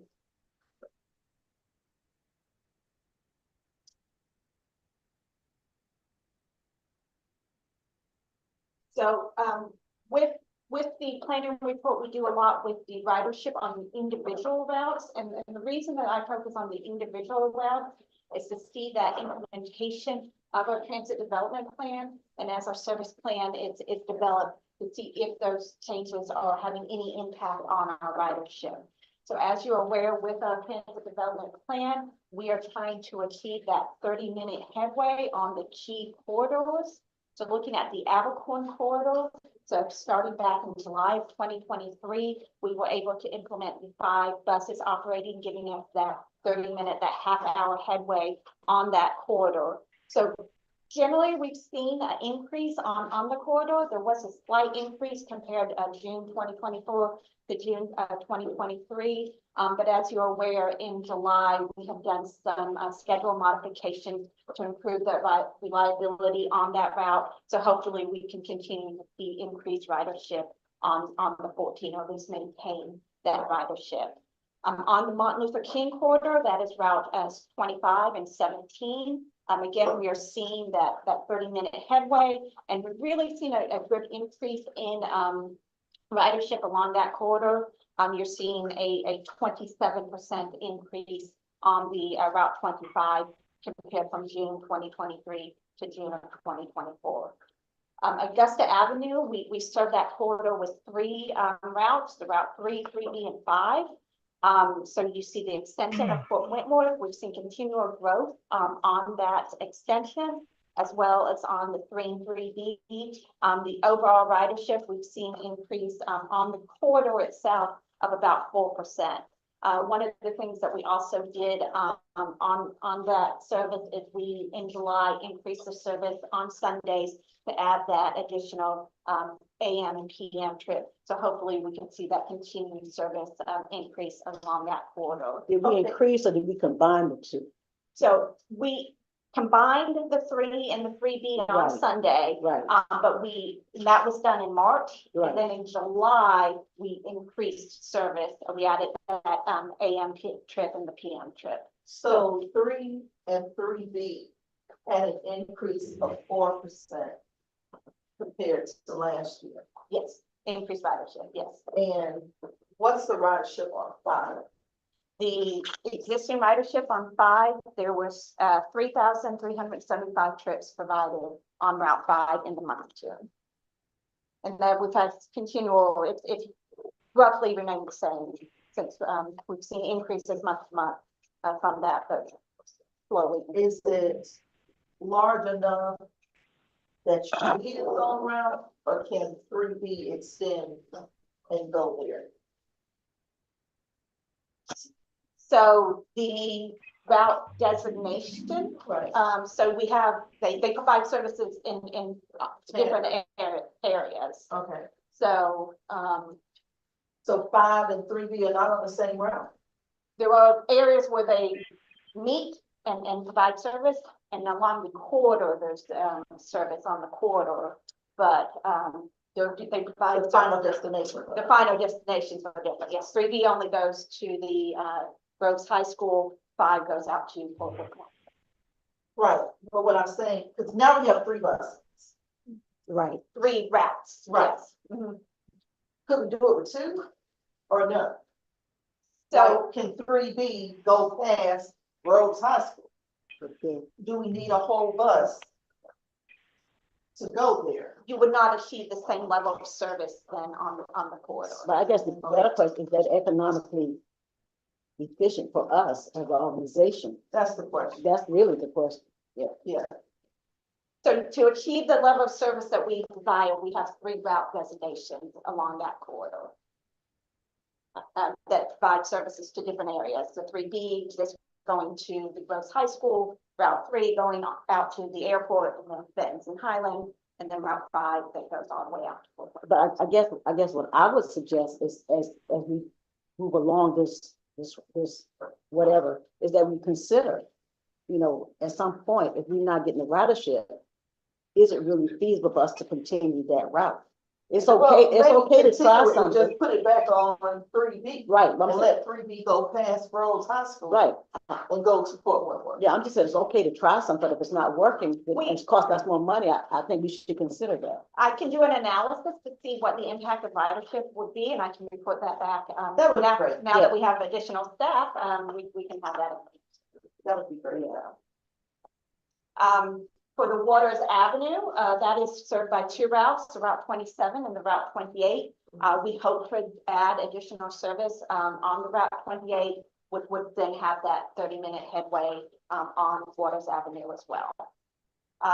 And same with Skidway Avenue on the Route 31, adding some additional service there. We hope within this fiscal year. And again, on Route East Savannah Route 10. So those are the plans coming in for adding service as we get the operators in place. So let me ask you, what bus is on Wellington Island? Route 10 goes, It's Route 10. yes, ma'am. So currently, you have few stops on that route. From the service that is out on Willington Island there's not a lot of places to stop the bus. So there are stops on Willington Island, but they're spread out more. Okay, so some of the complaints that we got is that you drive past all of the apartment complexes. And there's no stop for people who could ride. Because the nearest stop is all the way down in shopping complex. So we can look at, I will look at the apartment communities and see where, if there's feasible. Sometimes with stops, you have to have, areas where you can stop the bus and it makes sense for that. And we want to make sure that the areas are safe, but we can look and do an analysis of adding more stops on the route. If you don't mind, I'm just gonna grab my pen here. So Yeah. that down. I'd like to know because Wilmington Island is complaining that they don't get attention from us. Yeah. And I'd like to be able to respond. And Mary, with the 25 and the 17, that's what goes out to 204. Yes, the extension, yes. Okay, now, but have we done anything as we consider the movement and the building of apartments? Are we going in far enough? Do we need to consider additional stops? Are we crossing I-95? On the It's over there where, on the opposite side of the seafood restaurant where all those, because that has now become the city of Savannah. Yes. So technically, we're supposed to be serviced. Yes. You know what we're talking about? You know where 204 is. yes. You cross 204 and you cross 95. Okay. And on the right-hand side are a bunch of new development. I can't even think of the name of the Well, it used to be apartment. Henderson Golf. No, No, that's Henderson the four ninety-six. Right. This is Right, I know. after 95, down there by Hooters and all. Hooters. on the other side. No, that's by the shellfish, you know, by the. I'm talking about Shellfish. Yeah. Yes, And that road. And that's my question, is I Do think we go that far? no, I don't think- Because we've had complaints that those people. The closest bus stop to get off right there is at right there on Where Gateway is. Gateway gas station. Yeah, that's in the- Right by McDonald's. We've gotten a lot of complaints that they moved people from the housing complexes here in town and took them out past 204, and they can't get into work. You know, I think it's great that we're looking at adding things other places, but we need to make sure that we are picking up people in the county who pay for transit service. So we need to figure out how we can get into the county and pick them up. So, Whether it's a micro transit where you bus them, where you bus them to main routes, or we get some smaller buses and send a smaller bus out there. We've been talking about this now for at least 3 years. First mile, last mile. And the county is paying for services that we are not getting. So I think it's great that we're talking about adding stops, but before we expand another thing, let's consider these areas that have now been adopted by the city of Savannah to become the city of Savannah, and they're actually in the county and we're not getting them. And Wilmington Island, you know, they're complaining that we drive past riders to go to a stop and they're not there yet. so, and I just want to make sure that I'm understanding the request. So for the transit development plan, the plan is to add 30-minute service on key corridors. So we're not adding any new, changing any where we're going, we're just adding additional buses on these corridors. So that is what this plan is talking about. I can look at adding additional stops on the Route 10 that goes to Wilmington Island. I will also look at those areas on 204 beyond I-20, I-95. I wrote down. It's District 5. Okay. Stella Shabazz is the city council person that's responsible for that area. Okay. And I don't know what that road is where Shell House is named. Is that for the down? It's not Ford Outround. No, it's not Cambridge. You know where the Harley Davidson is? You can see it off, yeah. It's across from where Harley Davidson It's chill. and it's a huge complex. And now they're starting to build houses out there. Well, the beauty is the planning staff is full. Planning is full, It's so on- let's plan a way to get out there. Yeah. And so we will look into that. And I point of clarification too, my staff starts on Monday, so I will be full on Monday is when my Okay. final staff person comes in. Just so you know. We have it. Yeah. I also think that, that was a gun, remember when Michael Trainer originated, they were supposed to help a Swacco in that area out there and bring them to Gateway to the fix route. So, okay, So you probably want to look into With that. that. Was versus so, yeah. Yeah, I really want us to concentrate on microtransit, feeding people Fixed into the fixed route. Gateway, well, yeah, that's what it is. Gateway Boulevard West. Oh, okay, So, let's see that. and now I know what it is. Yeah. So, That's and it.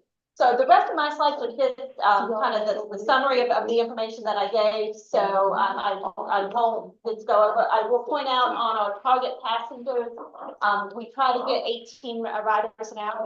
That's what we go for. But I want to let the board realize that as we increase service, You know, you don't always get 18 passengers per hour. So this is a good metric, but doesn't always, as we increase service, I don't want people to get hung up on this metric. So let me ask you, But they- we have, how many people fit on one bus? So you can put 60 people on a bus, that's pretty tight, that's Right. held in, you know, up and stuff, I think comfortably 30 people. But that's a big bus. Yeah, So do they have smaller buses? Because so, I know we need to replace our current inventory of big buses. But after we get those replaced to accommodate the routes that fill the buses up, do they have shorter buses? Well, the bus shuttle is a prime example, it's about 50 feet. That's the, in terms of, CDL requirement. The only one that would have smaller here was the bus shuttle, which is the purple ones you see. But can't, Because I'd like you to study whether or not a smaller bus would be better for life of life. Or, The bus We is can there. have three buses, but they are now, whatever they say, past the useful life, but whatever. But those are the little small, those are the 30-foot buses, and that's what we ran on at number 11. but we didn't replace them with them. No. so we need to, I'd like y'all to, in planning to look at that. Because we've been talking about, you know, the routes that are smaller, we need to figure out how to accommodate that smaller. And the routes where the people are far out, we need to micro-transit them into fixed routes.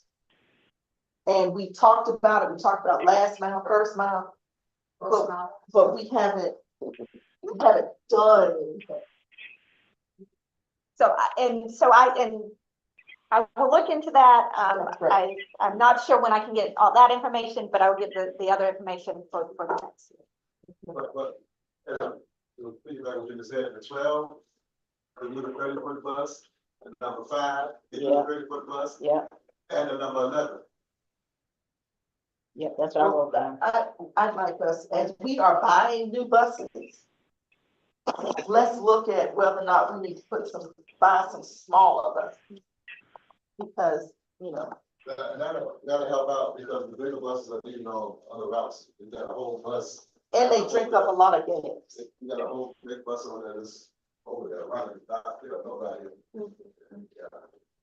Yeah, that'd be, please look at that. That's 12, 5, and 11. Yes. I wrote that down. And then this is just comparison, you can see that we are historically still increasing ridership compared to 2020 and 2023. Okay, good.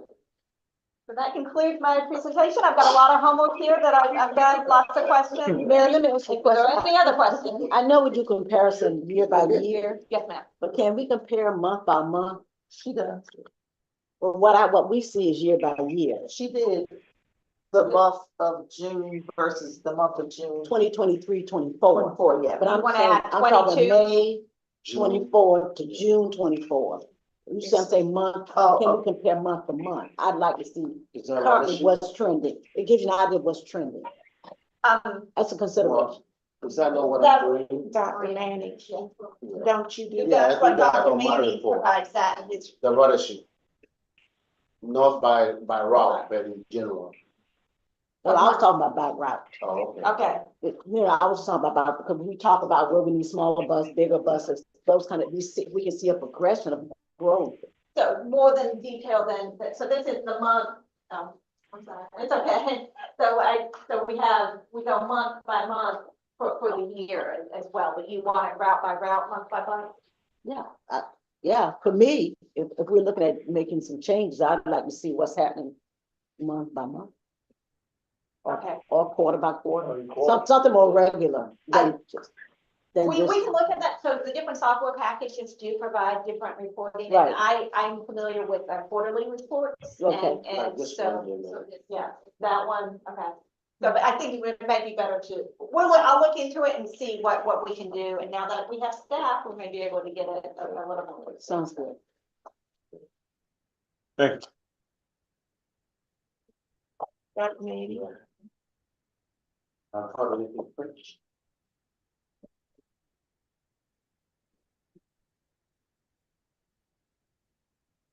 Hello, Chairman Cody. Hello, Board of Directors, and our administrative Skyler, good to have you on board, and the public watching this. My name is Dr. Manny. My report will be about service delivery. And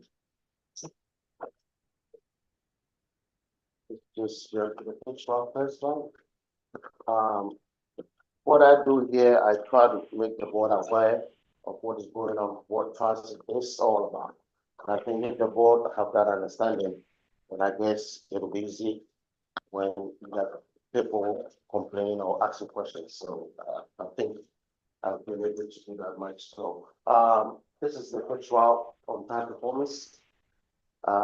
In May, we had 82%. In June, we have 75%. And pretty much the call outs is also a key. When you have more people calling out, buses don't go out on time. When they don't go out on time performance is always going to be a problem. So, ridership, what we do here is, like Dr. Robinson just asked Mary to itemize every route. We compare ridership with what Mary have and what I have before we come to the board. And if you can see, the dual ridership is on point with what Mary just reported. And it's all every route. I just report the whole monthly route on the first route. Mary comes out with the detailed route by route. And so month of June was lesser than May. Yeah. Now, this was not part of the template, but I decided to add this so that the board will know all the KPIs tracking our system. Very soon, me and Ms. Carter and the IT team are working on the dashboard. The dashboard will be very, very easy. And if a board member want to know what's going on, you could also tap into the dashboard to get the report. I'm excited.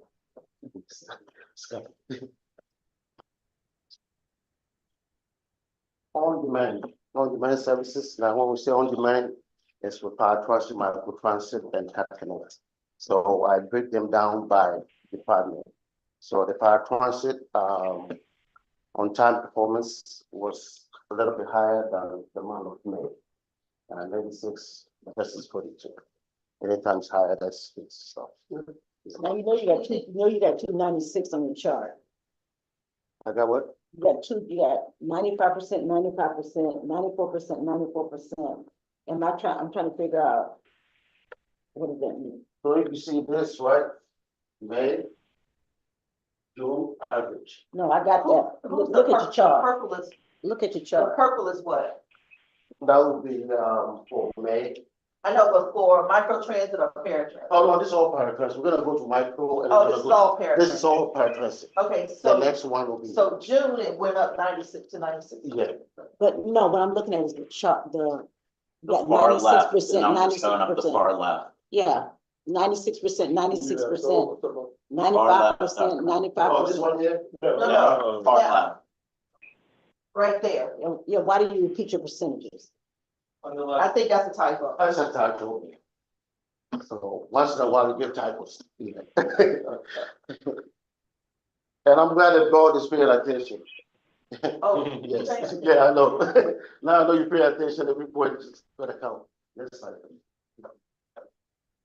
And this is the Power Transit ridership. Now, if you compare May to June, the ridership was lower in June than May. did we have all drivers? Now the board did ask me to identify how much we have. We're gonna get to that slide. Right, so like, did you have less drivers in June than you had in May? Mostly it's That's the why- call out. So the problem is the call out. You can't predict how many people are gonna call out per section. Right, so you have That's- more people functioning That, yes, fully in June, in May than June. than June. Then- Okay, and there's a chart, it's a chart in. We're gonna get that, so that the board requested for me to Yeah. identify how many people are on workers' comp. Right, But we're gonna get to that slide, and I was on. Next slide, please. Now, CatConnect, as you all can see, we're doing good. I give it a KPI of 700 riders, but as you can see, when we first started, it was 667, it never went down. Every month, there's an increase. June, we went up to 1,091 riders, which is good. Well, now in May it was suspended, right? When did we? No, this is a Kakane, we never Oh, suspended. that's the Kakane. Kakane, Yeah. I'm thinking of Michael The Transit. Market Transit, I don't even have access to the ridership number. Okay, okay. Uh, So TAC connects that senior circular. Yeah. Okay, Yes. yeah, so,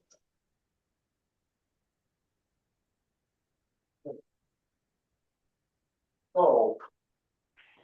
I've been here almost 2 years, I've never seen the family have 100 ridership, 100,000 in a month. Was there a convention in town or Yes. something? The PNL 25 vehicles and that.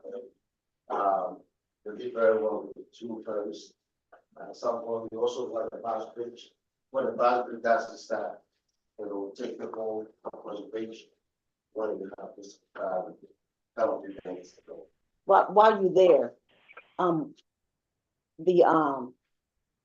the schedule you have printed outside of the boarding pass, the boarding schedule you have printed, you guys need to check that. Y'all need to look at it, because I don't know. Yeah, I don't know who's maintaining it or whatever, because I even sent Mrs. I called Mrs. Cutter and asked her, was the ferry running? And if the schedule was what it was, the ferry was not running. So I mean, if you have a holiday, but if you have a holiday schedule, you need to change your schedule, because it's just a standard schedule. This was July 4th. And you were running one ferry, but it wasn't running on time. But folks are standing in line based on the time you say the ferry is coming. So we need to kind of make sure we're checking all of our postings of our times, especially with the ferry. We'll do that and then the next report. And I'll get you on what I think. Next slide, please. On the maintenance side, despite all these vehicles are revolutionary life, we have a vehicle most of the 1 million miles. They've more than 12 years and you're over 500,000 miles. So I think I've been saying this for the longest. Very soon it's going to catch up on this. We have all our routes we taking to free passes, and there will be 20% of that as a spare ratio. Meaning if anything brings up on the route, we should be able to start it. So right now we have 8 vehicles as spare ratio. We are not new, we also all of us. So in different bad places, it's too long to swap it. In some places, not to swap it twice. So we need to have to replace these fixed buses. Despite that, the mechanics are working so hard. And as you can see, in June, this is just only on the maintenance on the fixed work side. When 22 miles for a house. So are the mechanics that we currently have being sent to training to be EV certified? We send one to Savannah Tech. We send them one of the vehicles. They kind of must have on it to have it's new for the technology.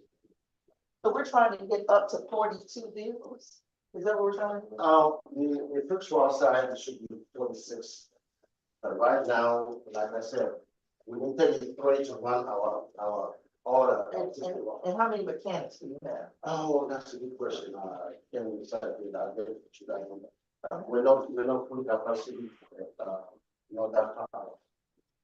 Because we need to make sure we have enough mechanics. Yeah. I mean, To carrying service what we have.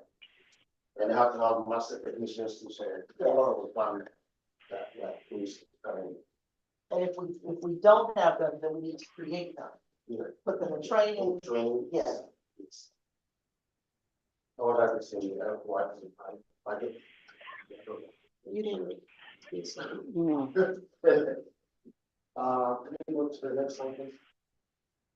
That we did you still consider the training that does not cost the organization that ATU is willing to? Yes, we have to go to bed on that. It's Yeah. a very useful program. But the help of the union, that's. And, you know, and we were at our workshop in San Jose. We met some TransAsia was using it, and I'm not sure why we're not grabbing hold. That, me and, you know, me, and, you know, it just takes my power. So it's been a couple of months since you brought it to us, or longer. This one, we can, try to do that this one. Okay, so. Yeah, this is pretty much, since, you know, this is the call center, complaints and, rudeness and all that stuff. All these are tables that I created to add on, so that the board will know what's going on. If you guys, let's go to the next slide, let me share it so the board record. Now, I always say is that if the car tracker is not working, if the buses don't show up, the call volume is always going to happen. When people are not getting information, the first thing they do is the call center. So the board set it up to 60 seconds. And if you see 2 minutes, it's almost about 120. You know, it's always over. Some cases it get 3 minutes. Is there music or something? There's created one thing that put a recording on it. And you know, be on the board and somebody's gonna get you back to the regular. It's not a report. No music. Not music that I know. Unless, is there music for the call center? No. We're transforming the call center, so I'll get to that slide. I showed the almost kind of. Oh, okay. I sent you this, that's the video. So this is the future, this is what we're working on. It'll be maybe a month or two. Well, about when they call the call center, it'll start to use this route. That's one. After this train, only call this route. So they know in and out how it runs. You know, what we do is if somebody don't show up, you have to spread around. Somebody, I want them to be involved in that training to understand how the personality of every department. And that's what we determine. So this is the chart for the transformation of our call center. And I think the call center is very, very important. So that's our market business work. The whole world forward with anything. So this is more like the airline form. When you go on an airline, you know, well, each there's a lot of department, you know, that kind of stuff. So that's what we trying to do. Call center.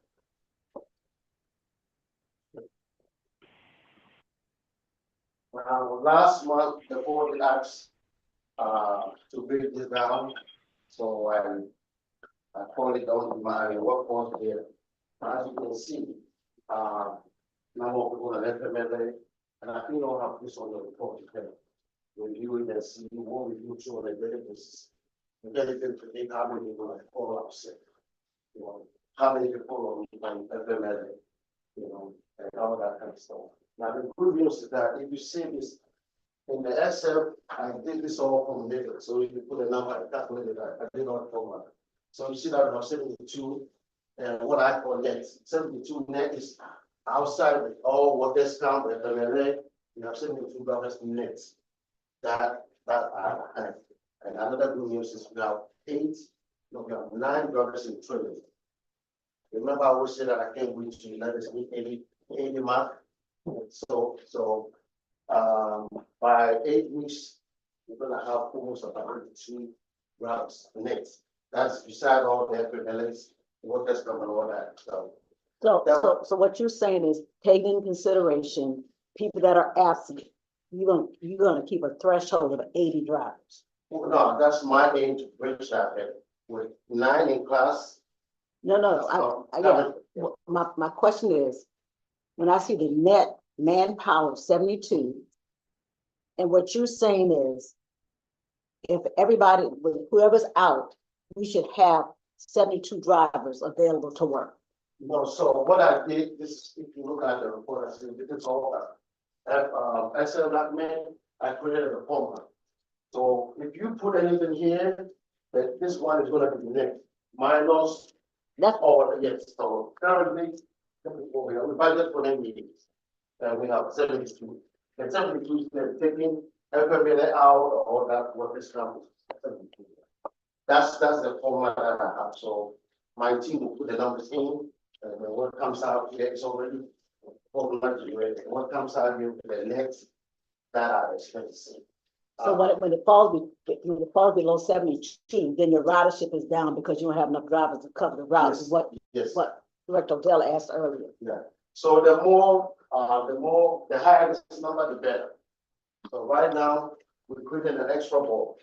The extra board, at least every year, should have at least 10% of the population. So if I have 80 and I have 8 people sitting on a report, now we are pushing one people call out. That is the transit system that I expect. And thank God the CBL has training, we're gonna get this through. And in paratransit, how many vacancies you say you have in paratransit? So, for transit, we have 6, and I believe the civil service, somebody. You said that's 6 vacancies at one. This at the time I was sending you this report, I have 6 vacancies. Because from May to now, at one point we were fully staffed. Well, Now we got 6 vacancies. yeah, if you look at, this is all, this isn't all, No, I can leave. My question is, 6 vacancies mean that we need to fill 6 positions in paratransit. But at one point, we were told we were fully staffed. That's what well, that's why I agree with you for itemizing this, to let the board know what we have at hand. So I have, if you look at this, in the document I sent you, this is next. So all this is going on, we want to see what the bottom line, and that's what this does. So currently we have a net of 54. Dr. Manny, your report is as of June 30, is that correct? Yes. And that's why we were working to update the recruitment stats, because we brought in people on the 1st of July and the 15th of July. That will reduce those 6 vacancies. I believe there's 4 in the training class, paratransit operators in the training class, and that's why we wanted the recruitment stats to be current. So that's what you'll be getting in the next day or 2. Okay. With that, can we go to my last slide now? When Ms. Carter said yes to the board, we all met and we welcome her, as you can see, that all have plans for the future and that background there.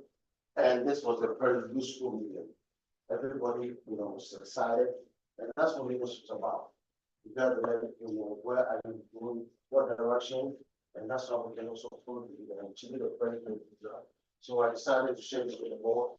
I was hiding somewhere behind it, but you can see how happy I was, to have this guy on there.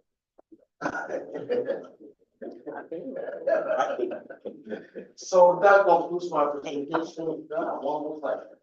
And any questions, and board, please, if you have any questions pertaining to my department, please address them to Ms. Carter, and I'll be delighted to answer you. That's what I hear. Thank you all for your time. Thank you, Dr. Manning. Dr. Manning, how close are we to getting that software? I spoke to you and Ms. Carter about, for the drivers when they roll up in front of the house and it alerts the passenger. Yeah. How close are we to getting that? We are trying to update our currently our run match. Now, if you all remember when the Microsoft went down, globally, we also affected. And we have a system that is not quite where I wanted to be. Plus, the shutdown, our team did a very good job. And so, to your question, me and Ms. Scott are working on that. Either upgrade that run match or replace them. So hopefully next board meeting I might have that upgrade as a board. Director Taylor, we met just this week to talk about our technology issues and how we would be moving forward with making sure connectivity and enhancing. So it's on the radar, and there has been discussion about integrating. We should see, the board should see major enhancements in the bus communications efforts. Okay. Within the coming months. That's another workshop, a topic that I would like to bring forward, bringing in Infinity, Clever, IT management, to really walk you all through how all of these pieces will be connected along with the timeline for implementation. But I want you to consider too, is we talk a lot about Clever, but we have some IT stuff already in place.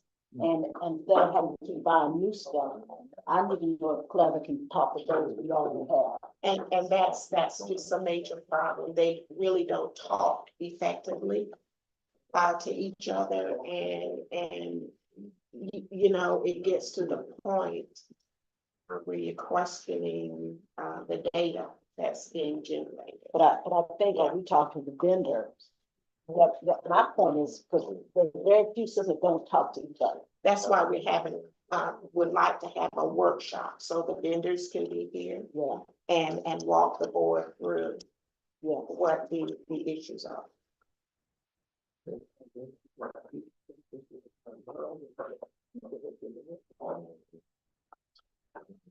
Good evening, everyone.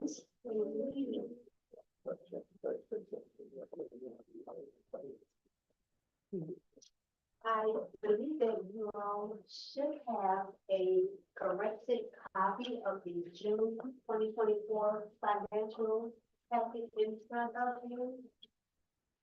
We have a couple of corrections that we needed to make with the budget information that was in the package, but therefore I printed a new package to provide. That was the year to date, correct? That's one. Yes. The financial overview, year-to-date actual versus budget comparison. Our revenues, June actual, $5,094,000, expenses, $2,262,000, net $2,832,000. Our year-to-date actual for revenues, $28,914,000. Our budget, year-to-date, $31,830,000. We are under budget, our revenues, our year-to-date revenues actual, 28 million, we're under budget, 2,916,000. And this is basically because of some of our program revenues we did not collect on during the year of fiscal year 2024. However, we are working with some of our agencies to get on track with receiving the revenue in 2025. Expenses, year-to-date actual, 25,670,000. Year-to-date budget, 31 million. Our expenses are under budget, 5,896,000. Our net year-to-date, 3,243,000. Next slide, please. Our revenue by category. Our transit tax continues to be our largest revenue category. It remains at 75%. Our next largest category is the paratransit, which is 10%. All other categories less than 10%. Next slide.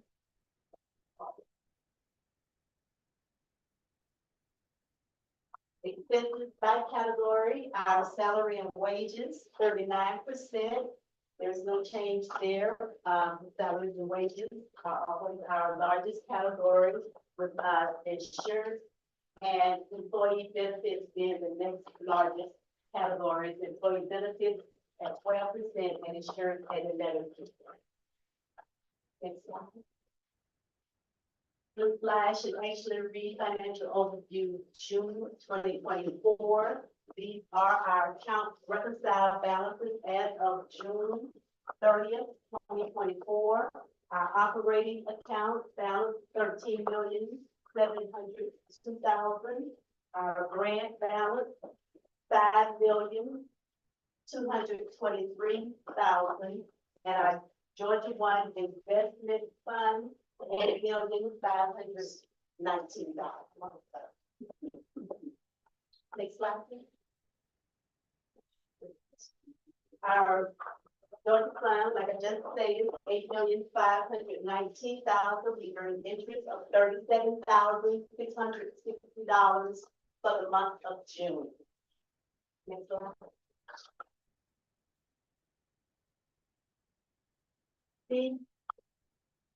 These were our tax collections collected by the county in the month of May. Chatham Area Transit received these funds in the month of June, a total of $3,802,000.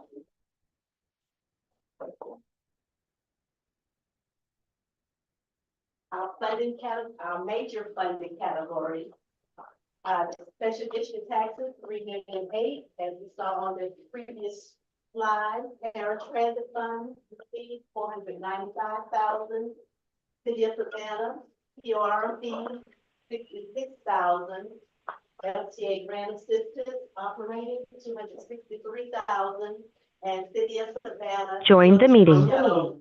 $190,000. Our operating cash balance, $13,621,000 as of June 30th.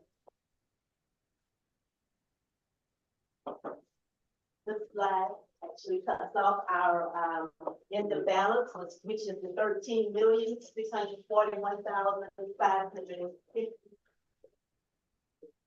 Our projected cash was our actual cash. We end up with a balance of $13 million. Any questions, please? I got a question. When we look at the FY 25 budget, the carry forward money from 24 to 25, where would that show us? I looked at, I couldn't figure out what was being carried forward from FY 24 into FY 25. The balance at the end of June. Right. Is actually the amount of money that sits in the bank. Your budget document is based on the current proposed budget FY 25. Right. And that's why we report it like this, because the way CAT's accounts are, everything pretty much rests in that operating account. So when we report at the end of the month, it gives you the actual number of the amount of money sitting in the operating account. The operating account is really your general fund. Right, but what's carried forward is not reflected in. We don't bring that into the FY 25 budget. We just project FY 25 revenue. Right. And we project FY 25 expenses. Right. We really only have one fund, which is the general fund, and of course, the grant fund that the FTA drops money into. Right, for grant money. I understand that when we do this projection, but I'm saying that in the year, you have monies from the previous year. That's correct. So how is that reflected in reporting moving forward for FY 25?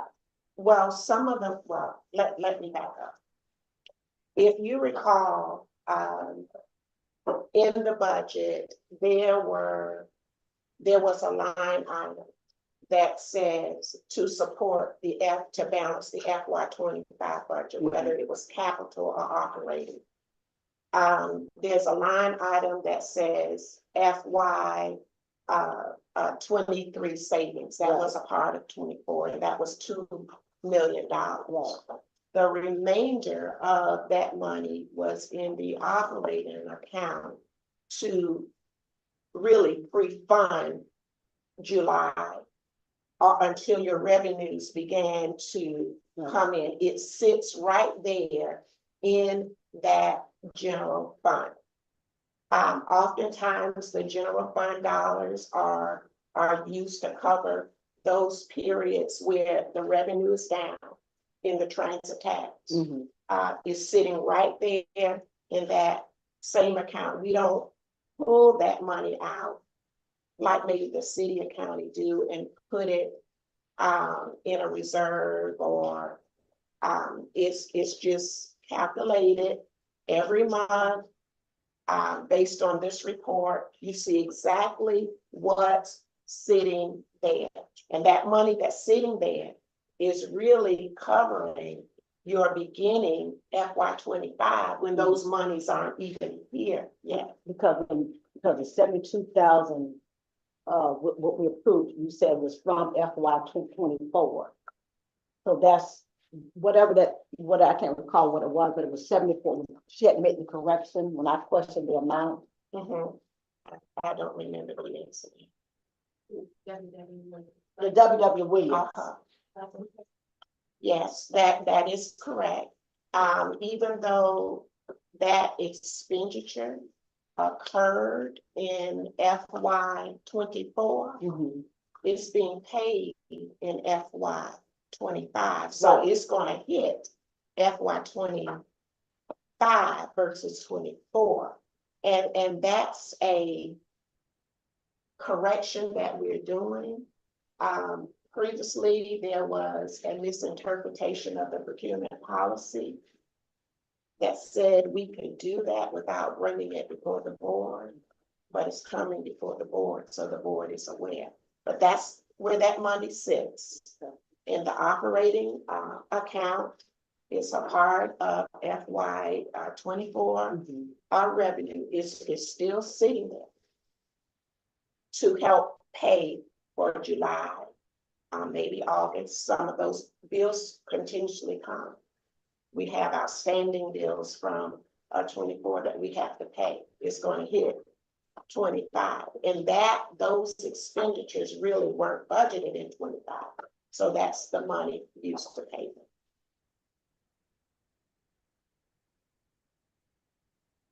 Okay.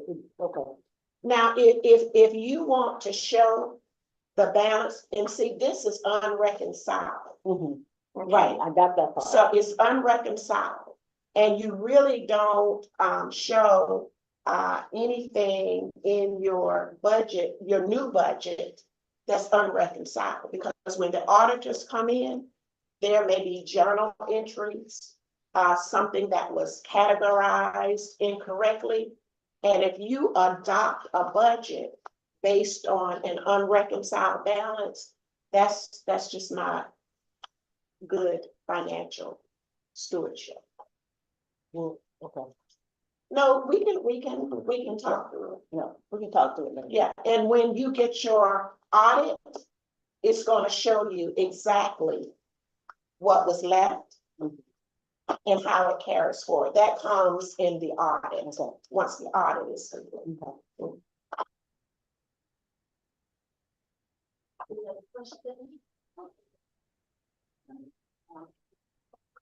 Thank you,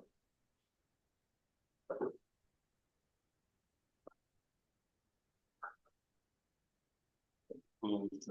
Executive Director report. We'll be going to the contractor monthly update. We have a squad pack involved. Nope. Okay. We had Mr. Packer, let's we welcome the back from.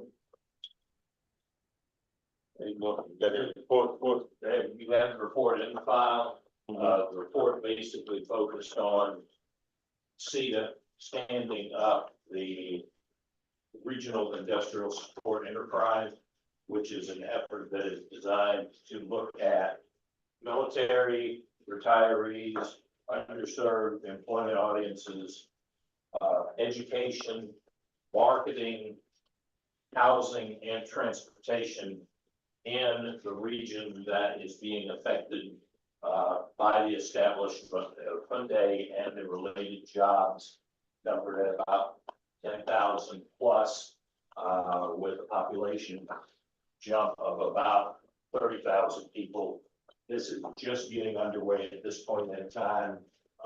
The housing meeting has been held. The first transportation meeting has been held.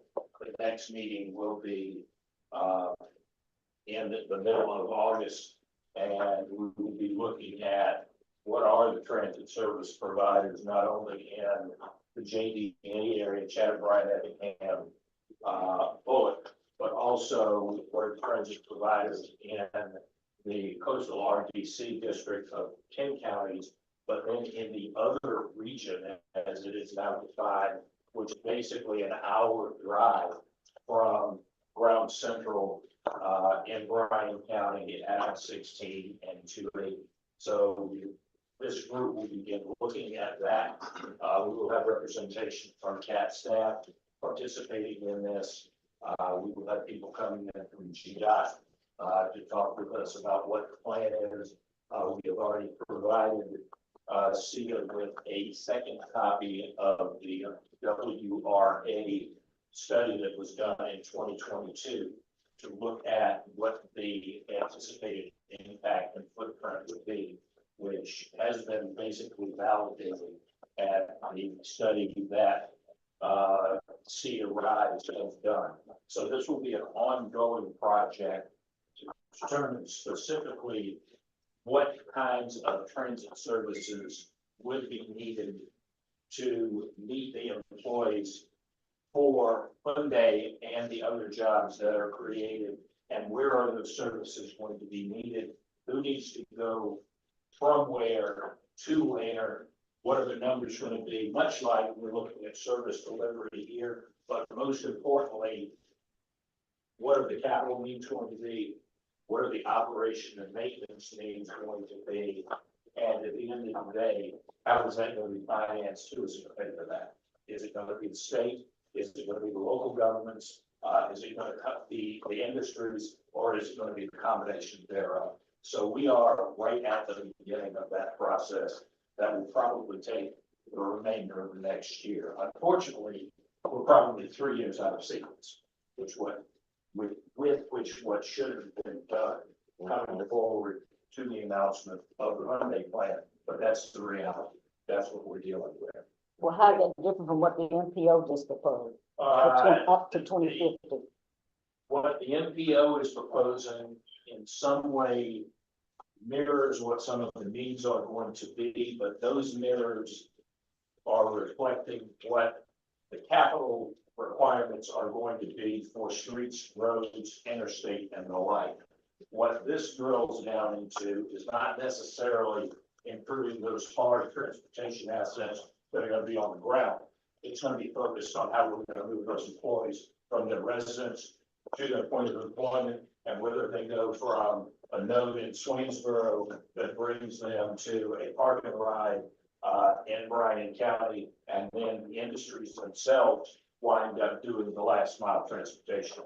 So this is going to be very complex. That almost sound like, that don't sound like a win for CAT. That almost sound like taking from one spot, bring them to a hub, and ride share, take them where they need to go. Well, you don't really have a buy-in from our outer agencies, outer counties that allow us to come in and be a part of that. And for you to say that we're already behind it, we way behind it, because we can't even budget or expand our thought out to how many employees we might need, what would growth look like for us. And now that we're putting this major investment in for to have upgrades on our buses and our capabilities, it don't look good for us. Yeah, so you have that problem squarely on the head. Basically, one of the tasks that this group is facing is to try to define a system that is going to go to there, but we don't know where there is. We know where there is. We are already there. Well, we are already equipped and ready to go. And the thing that we're asking you to do as our basic representative is sit to that table and tell them that we already have a system ready to go. Our barriers are just the outside agencies that are really thumbing their nose at us and looking at a paycheck and creating their own transit system outside of what we are. And it's hard for us as an agency to sit on our hands and look at it and not prepare for it. But if we do prepare for it and put that investment there and allow our CEO and the team to do that, then we're investing money into it, and we're not going to see anything of return on our investment from Hyundai at all. I mean, even if we put a bus or a shuttle system there, and we build something out there, and we have our buses there that can move around their facility, that's a win-win for us. But if we can't go from Chatham County through Effingham County to get to Bryan County, we not winning at all, because Hula's not gonna let us in, and we can, the infrastructure is there and we're not capitalizing on our infrastructure, then we're actually gonna lose. It's gonna be a problem with our board, it's gonna be a problem with our agency as a whole, it's gonna be a problem with ridership, because everybody's gonna wanna know, why do we have this big agency and they can't take us to where the jobs is? And then we're gonna have an issue from our employees, and they wanna know, we're right here at the cusp of doing something great for the entire city, and we can't do it. Have we met with Honda yet? Yes, Mr. Massimo had several meetings with Hyundai along with consultants. And what Hyundai and Amazon and I think it was Wayfair. CAT did submit them a proposal. And they were just not ready to invest the amount of money that it would cost for CAT to provide the service. And as it relates to CAT, and the board knows that CAT is heavily subsidized. And they would actually have to pay per service hour in order for CAT to provide the service. CAT was planning. CAT did submit proposals even to Gulfstream as well. And what they're doing is sitting back, waiting to see what the other is going to do and if somebody is going to pick up the cost. But something that they might be able to do is, you know, we had spoken to Gulfstream at some point, I'd spoken to them, and they had agreed to purchase the bus. And maybe they will purchase the bus and fixed route services through taxation will pay the service hours. I think we need to look at multiple ways of skinning the cat to get people out there. Oh, skinning the cat. But I think. No, but what I think is serious is what, Leggett just pointed out. Yeah, those We're are. talking about people competing against CAT. Yeah. That's what we're talking, when We need to, we if need we more heard the face time. NPO presentation, there's a part of Bryan County that's opted out of our money, we're heavily subsidized. So you can always put buses where federal FTA will approve, and if Bryan County is opted out of that whole, where the Honda area is, it does put us in competition.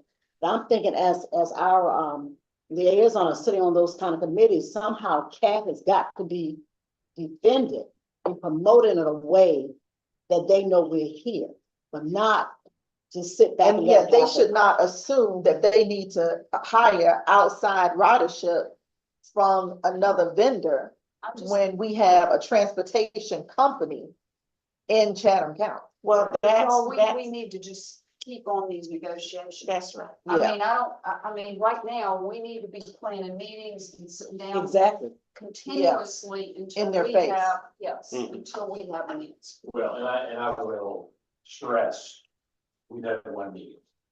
And there were 6 people at that meeting. CAT was there. Well, you were there. We Right, had the FTA on the same day, same time. yes. That's So what we, there was I a- wasn't there. There was a scheduling glitch, but it had to do with the big check we received. Yeah. Which the meeting was planned well in advance of that by RISE. The next meeting will be on the 19th. And we will begin seeing options as they emerge. Basically, we're at the point where there is a group of folks that says, let's do something. And they don't know what do something means or how to get from point A to point B. There are 2 players in this game right now. CAT is the big one. RDC is the small one. RDC does not have the resources to do this. CAT We need to has light the way. experience and the gravitas to Yeah. do this, but we don't have the resources to do that either. And so the biggest challenge is to figure out how this animal is put together who is going to be looked at to provide the professionalism to run it. But more importantly, at the end of the day, it's going to be, what is the management structure and the financing structure going to be Right. to support this? And so it is going to have to be a combination of what they're thinking at this point is the state's going to provide all the money to do this. State's for not gonna do capital and for O and M. Yeah, but We know the state that. will never provide all the money. Exactly, we know that. They don't know that, or they don't comprehend that at this point. So this is, the state has dropped this in our lap. It is a local problem Right. that the locals have to work through. And so the locals have to figure out how to do this. But in order to solve this problem and meet the challenge, we've got to figure out who the players are among the cities, the counties, not only the JDA area, but the 10-county area and the expanded county area that I outlined in the report, Yeah, where all of these players are and where the people are going to be coming from. because the cities and the counties can supplement the service out. Exactly, but they will not want to, and we know that. Well, Therein lies the challenge. Yeah. How is this structured? We are going to have to provide the leadership for this, because their level of understanding of how transit works is almost non-existent. then we Well, should all it's- get together and look at this proposal. Well, and it starts, since I've been with CAB, I've been stating that transportation needs to be a part of every site development. site development. Process. And these are large companies, they have to factor that into their site development plan. And one thing we always overlook, when we are recruiting these companies into this area, we give away money to them to get here. It takes away from the tax base, it takes away from the money that CAT will actually receive because they are exempt from it's a big problem that has to be discussed around the table. And CAT is heavily subsidized, so those conversations need to be had. And planning needs to include us. Right, but when Yes. they have that conversation before it even got to the governor's office, I know they talked about transit first. They usually don't though. They usually do not. But And- our advocates have to be there to make Yeah. sure that they are talking about Nobody transit. when they're doing these, when they go out to recruit these companies to come in town, nobody ever considers how people gonna get to work. Yeah. They never consider whether or not transportation is gonna be provided by mass transportation or individual cars. And a lot of people come in thinking, that people just gonna drive to work. But I would encourage the DACA to make sure, keep a focus on that. Yes, But and be aggressive. And it is was NPO at that meeting? No, NPO was not at that. Well, they need to be. That's I had a another- conversation with Ms. Wang, before she made her presentation. And I will do everything to make sure, we're gonna expand that network of people who need to be at the table. It's a challenge, I think that we can meet, I think we're stubborn enough to say that this needs to be done, it needs to be done in the right way. But basically, what we see is the state has dropped a 6,000-pound tuna in our kitchen. And told everybody that has anything to do with that kitchen, they'll figure it out.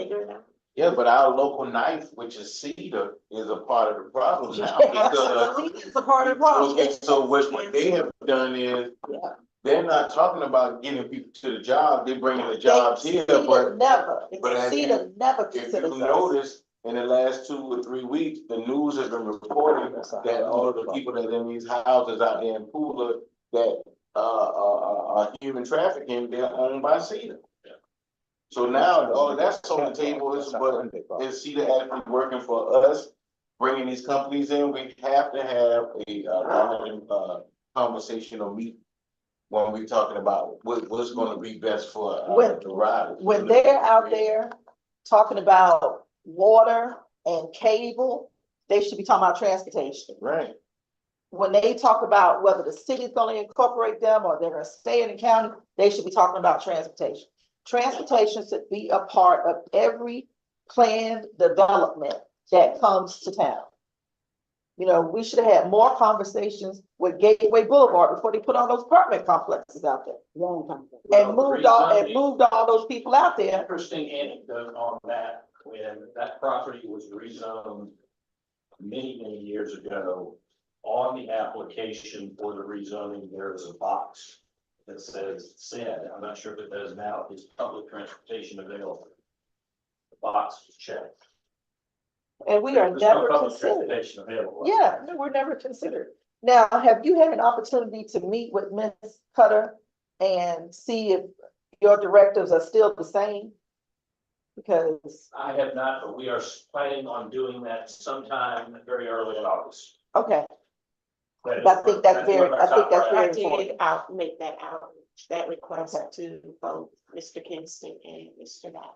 Yeah. It's urgent. So that we can figure out if we all have the same plan. So, Mr. Chairman, I'm willing to sit on the subcommittee if need be to, stay in contact with Mr. Backer to, I guess, work in the best interest of what we need. I mean, 'cause right now, we're working on urgency. And I think somebody needs to have a meeting with CETA. They need to start considering transportation as a part of their process. We gotta make them see us. They gotta see us and they need to acknowledge us. All right, set it up. Okay, we got executive session now. I want to take a break, 5 minutes. Yeah. Let's take a motion and, I make a motion to go into executive session after a 5-minute break. And now he's about. for the purposes. Purpose in an executive session, for the purpose of the board of directors on the organization for the negotiation to purchase, dispose of, or lease property. Second, into executive session for the purpose of to consult and meet with legal counsel pertaining to pending or potential litigation, settlement claims, administrative proceedings, or other judicial actions related to union matters. So moved. I second it.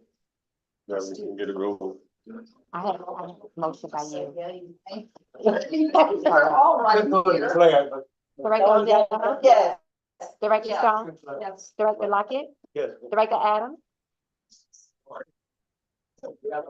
Director Robinson? Yes. Director Leggett? Yes. Director Taylor? Yeah. And Chairman Cody? Yes. Chairman, we have a motion to enter into executive session for item 8.1 and 8.2 with a recess break for 5 minutes. 5 minutes. Is it gonna be 5 minutes?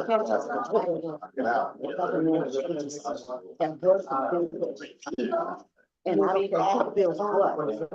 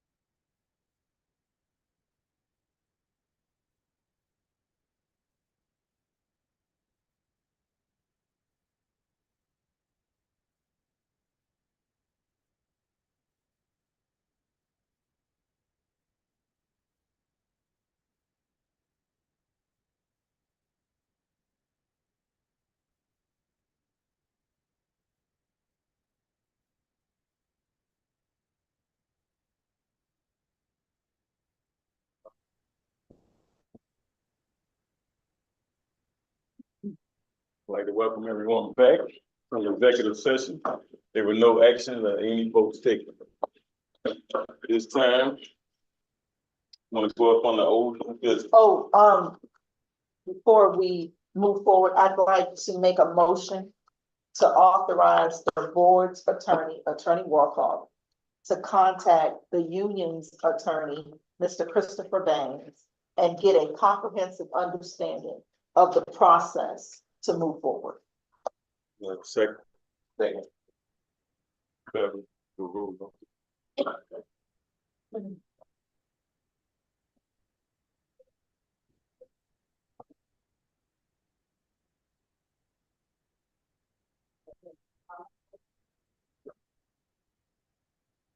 Director O'Dell, Yes. Director Stone. Not present for the vote. Director Lockett, Yes. Director Adams. Yes. Thank you. Director Robinson, Yes. Director Lady, Yes. Director Taylor, Yeah. and Chairman Crawford. Yes. Motion passed as directed and made by, Director O'Dell. Thank you. And then I have new business. New business. Ready? Yes. I would like to make a motion that we approve and direct interim CEO Stephanie Cutter to arrange workshops as informational sessions for the board on topics of great import and information that's heavy in information, so that we can do those prior to the board. Second. All right, Beverly. Director O'Dell, Yes. Director Stone, not present for the vote. Director Lockett, Yes. Director Adams. Yes. Thank you. Director Robinson, Yes. Director Lady, Yes. Director Taylor, Yes. Chairman Crawford. Yes. Now, was there another, That was new business. wasn't there another agenda item about the evaluation? One was goes and board, I see you on you, contract deal. We tabled that until. That's next, Chairman items. That's the next one. Performance goals and board. That's what I was thinking we should table that one until the workshop, what my suggestion, because we haven't seen the instrument, nor we had an opportunity to explore. Well, we set the goals, right? Yeah, we got that in the contract, yes. Right, and so we need to take those goals and put them in a document form. Yes. And that's And then we need to have, because we are on the cusp of the first review being Late. late. Yeah. So can you, So that's in your packet currently, and the email that I sent to the board as well. Is the template that was provided from the agency, the app to CBM conference that the board members received. And it's a template, so if you just look in your packet, okay, Beverly, can you print me a copy it's before I right in leave? your packet. It's there, yes. No, but you said that's later today, right? It was, This is good, and then it's the email out there. So, but the performance goals is already in the packet, but this is the template that I believe the ordinance were looking for a template for the rating. but we This template seems awfully complicated. But that's what I'm saying. We've seen it for the first, we've seen it for the first time, so I'm suggesting we table this. And that's one from the agency from, Nashville. The board is welcome to mark it up. Yes, However it's you just a want. template for us to mark, but we haven't had that opportunity to do that. Make a motion and second to table it. I move. What's the deadline though? We gotta do everything before the 14th, because August? yes, we gotta go down on one of those workshops. Okay, so then somebody needs to lead the team to pull it all together. To pull the evaluation, don't look at Somebody got to do it. Yeah.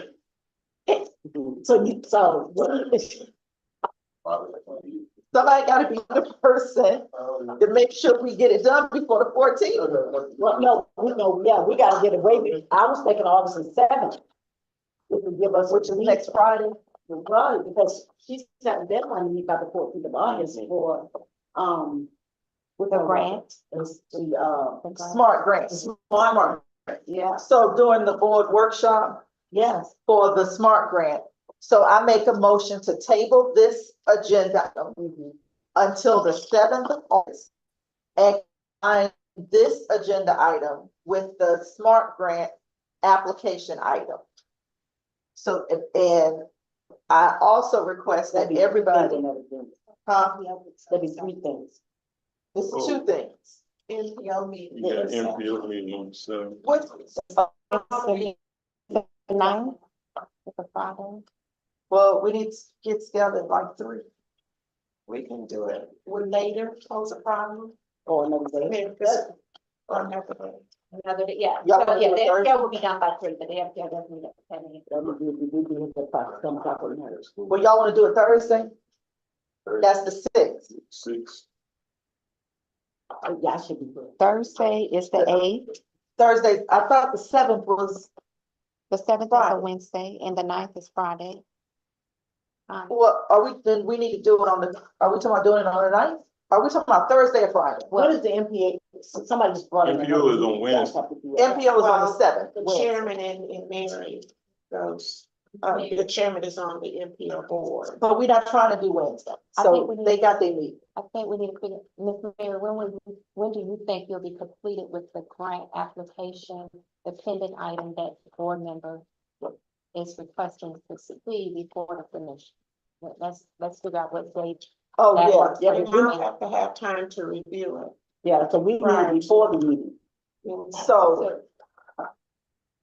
yeah, and that means you gotta have it finished by MPO by the 7th or 8th. Oh,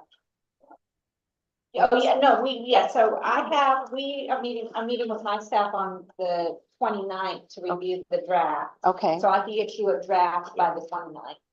So that's next Monday. Okay, so then we're back to, So do we're we good wanna for come Thursday or Friday? Like, Thursday or I like Friday? Thursday. Thursday? Gotta go Thursday. Okay, so let's do an afternoon. What, the 8th? That's the 8th. That's the 8th. So let's do an afternoon. What time does everybody think we can get together? Let's do it early. Can we do 2 or 3? Okay, We're Let's do open. 2. I mean, with staff to be flexible to the board, so if you, No, when do you have? what time is available? I'm not treating my money with it. Okay, so that's good. And no So Thursday council? too? Thursday at 2 sounds good. Can we do 2? Everybody good for 2? Now, Beverly, will you send out a notice that it's 2 at 2 now, o'clock? when are we gonna have the draft in our hands to review? What date will staff give us that Our information? staff will have it to me, what did you say? I Mary? said until the 29th. And I will review immediately. And get it to you all no later than the 31st. All the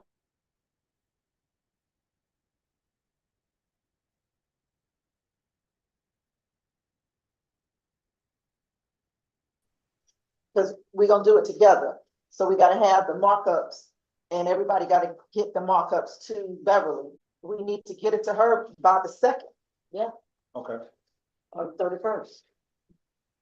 And all I need to do is just put the already approved performance goals in a template where you can have the measure from 1 to 4, I believe. That's what that template. So we already have the goal. Why can't you just go ahead and create one? That's it. And But I the that you all to look at the template. We need to look at the template and see what we want changed on the template. Well, I'm just, yeah, okay. So we get a motion in a second.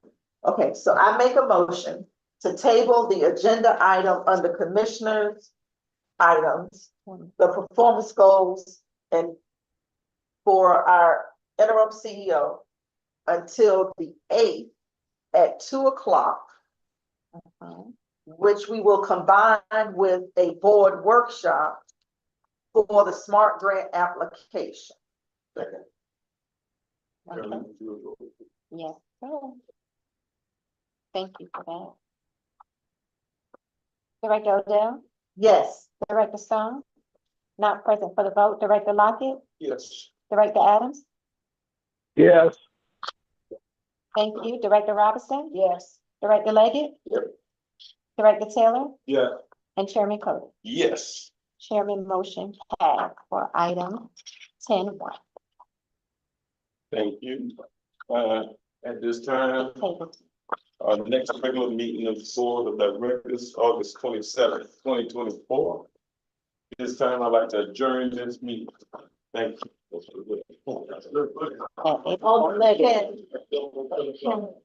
The next board meeting, can we do it at like 3 instead of 4, so maybe we got earlier? We gotta send out. Because Helen said that 4 o'clock is too late. Yeah,